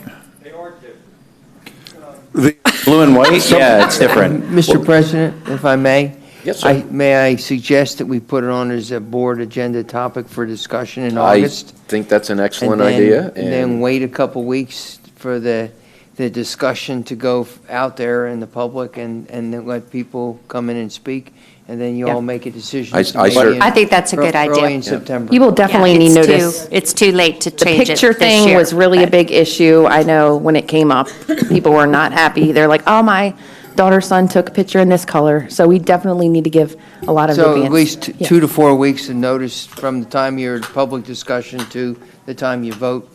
I'm just saying, just before the next graduation is what I mean. But yeah. And it's been going on. This year. The district I came from was red and white.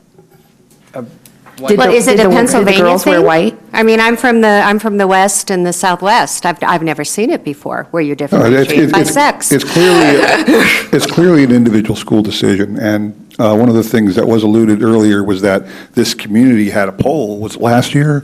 I mean, there was a discussion, and a petition went around, we don't know yet, which is why I think it's good that we're going to not make any kind of action anytime soon, but if we want to have the discussion, have the discussion. I mean, Let's ask the students, though, not the, I think. Well, something to be remembered. Parents. But do every other one, like, what if it's not boys, girls? Well, that's what I said. What if it's- White and blue, but you're odd number, and you get a white one, and you're an even number, you get a blue one, does it matter? Why not just do one color? Right. I don't know, does it matter? It does I mean, seriously. Does it matter? Your other- But- It's tradition. I think Option that people two. are just, it's hard to break. Tradition, I can tell you, graduating from college or law school, we all wore black. Right, yeah. I don't know why you need Yeah. gowns anyway. We all wore the same color. We all wore black. Why are we And I had wearing a things hood. that look like you're a judge? That's how it was at my high school in 1978. Everybody wore blacks. Everyone wore one This is a color. fantastic topic that we're going to pick up again on later, and I have two Yeah. other things that I want And to I'm talk about glad before you- I let you all leave. We will discuss. But I'm glad you raised that, David, because I think it's a good. I'm glad they came and raised it. I am too. I am too. For a lot One of the other reasons. popular topics that we've been talking about for the last few weeks is school meals and how we're going to address this small debt that we have. I just want to voice my opinion that I think that, we're kind of better than that. I think that maybe we should try and see if there's a way we can provide school meals and not have to worry about this. I initially thought the same. I did. Right, Ron? You were there. But the one thing I did learn from it was that, if you cannot afford lunch, then you can qualify for free and reduced lunch. And we're also taking the additional step for people who are behind by reminding them of that resource. And we have, unfortunately, a small few group of students who know that they don't, this only occurred the last couple years when they started saying that you weren't allowed to, yeah.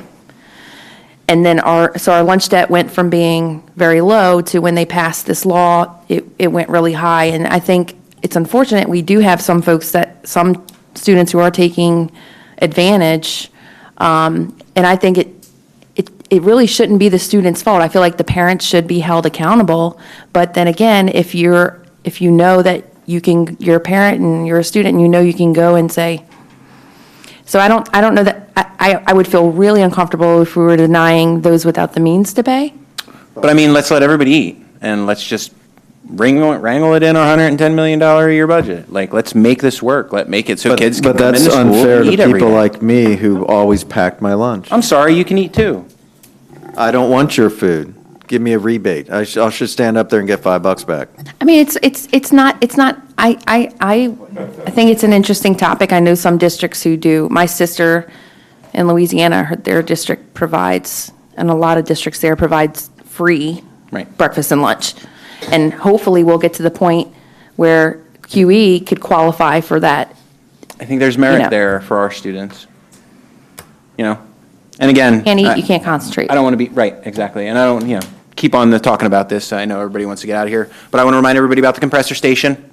It's going in, it's going to be kicking out carcinogens. And unfortunately, I didn't see any of the other board members at the meeting we had on Monday, unfortunately. You were all invited. But there were a bunch of other concerned community members there. Thank you for coming out to the library. Compressor station's still going in. It is not going to be electric. Any Pumps. big takeaways from, because I wanted to go to that meeting, I wasn't able to. Right now, it's one of the final windows in to put in an appeal with FERC. And West Rock Hill Township will be filing the paperwork to appeal the final decision to allow the install. But not looking good?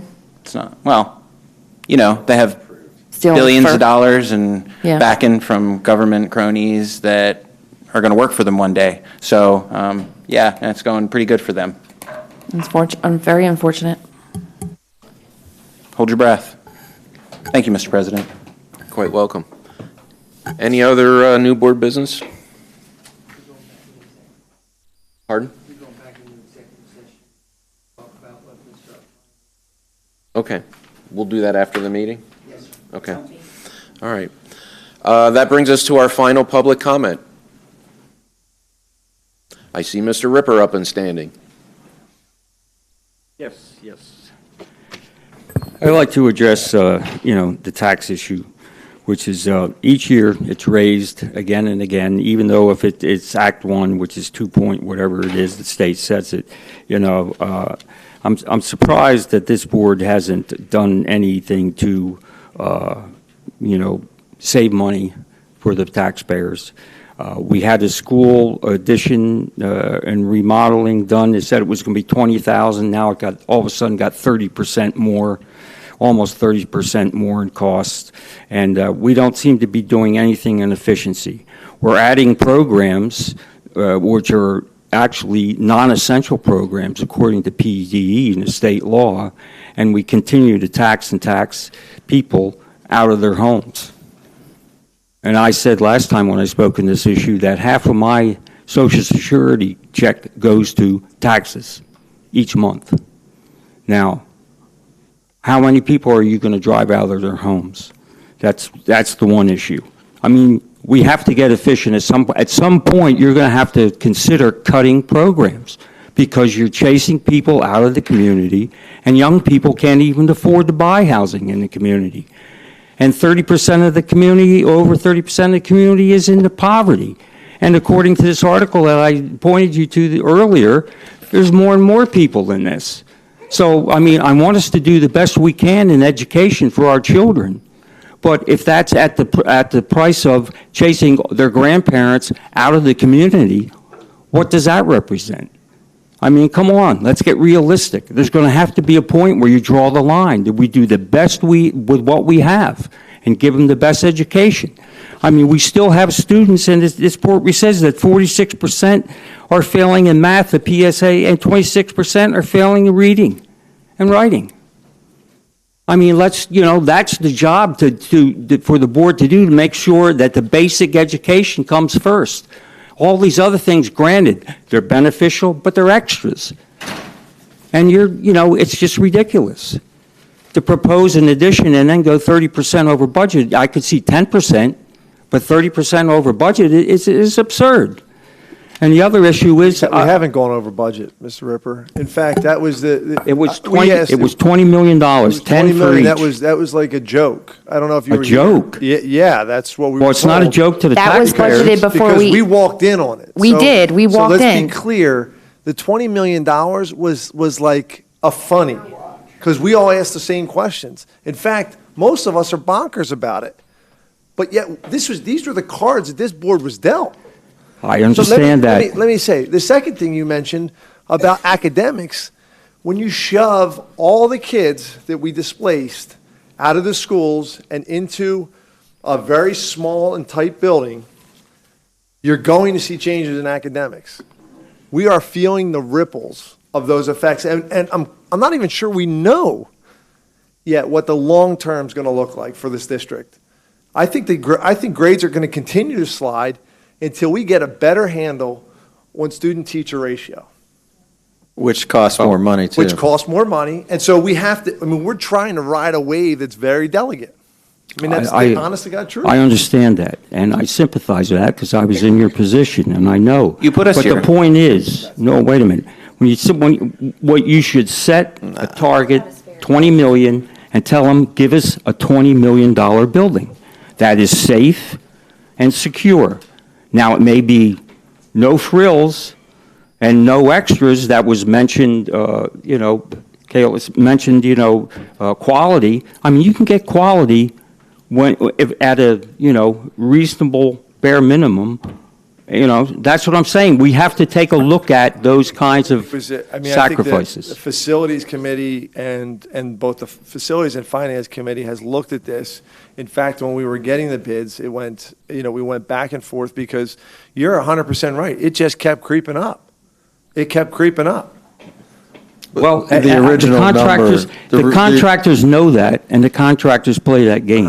But anyway, let me finish that. Okay, that's just my, the thought for you to consider. The other thing is about the gowns. I mean, let them wear no gowns. Save money.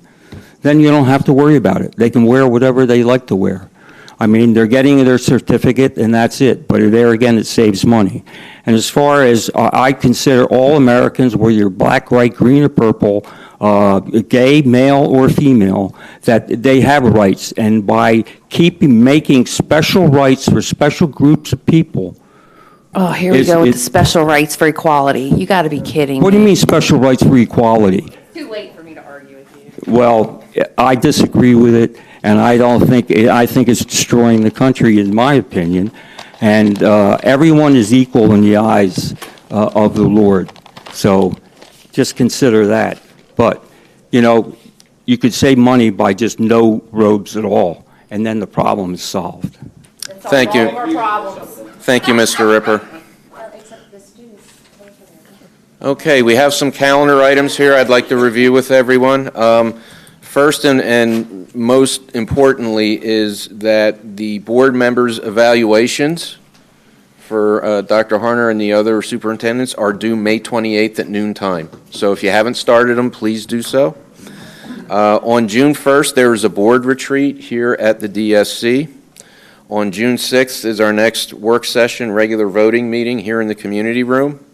June 13th, there is an education and curriculum community meeting, or a meeting in Community Room A, followed by a work session voting meeting here in the community room. And of course, on June 14th is our commencement at Stabler Arena. Last is adjournment. So do I have a motion to adjourn the meeting? So moved. Mrs. Weed, do I have a second? Mr. Achmanowitz, discussion? All those in favor say aye. Aye. Opposed? We are adjourned. And there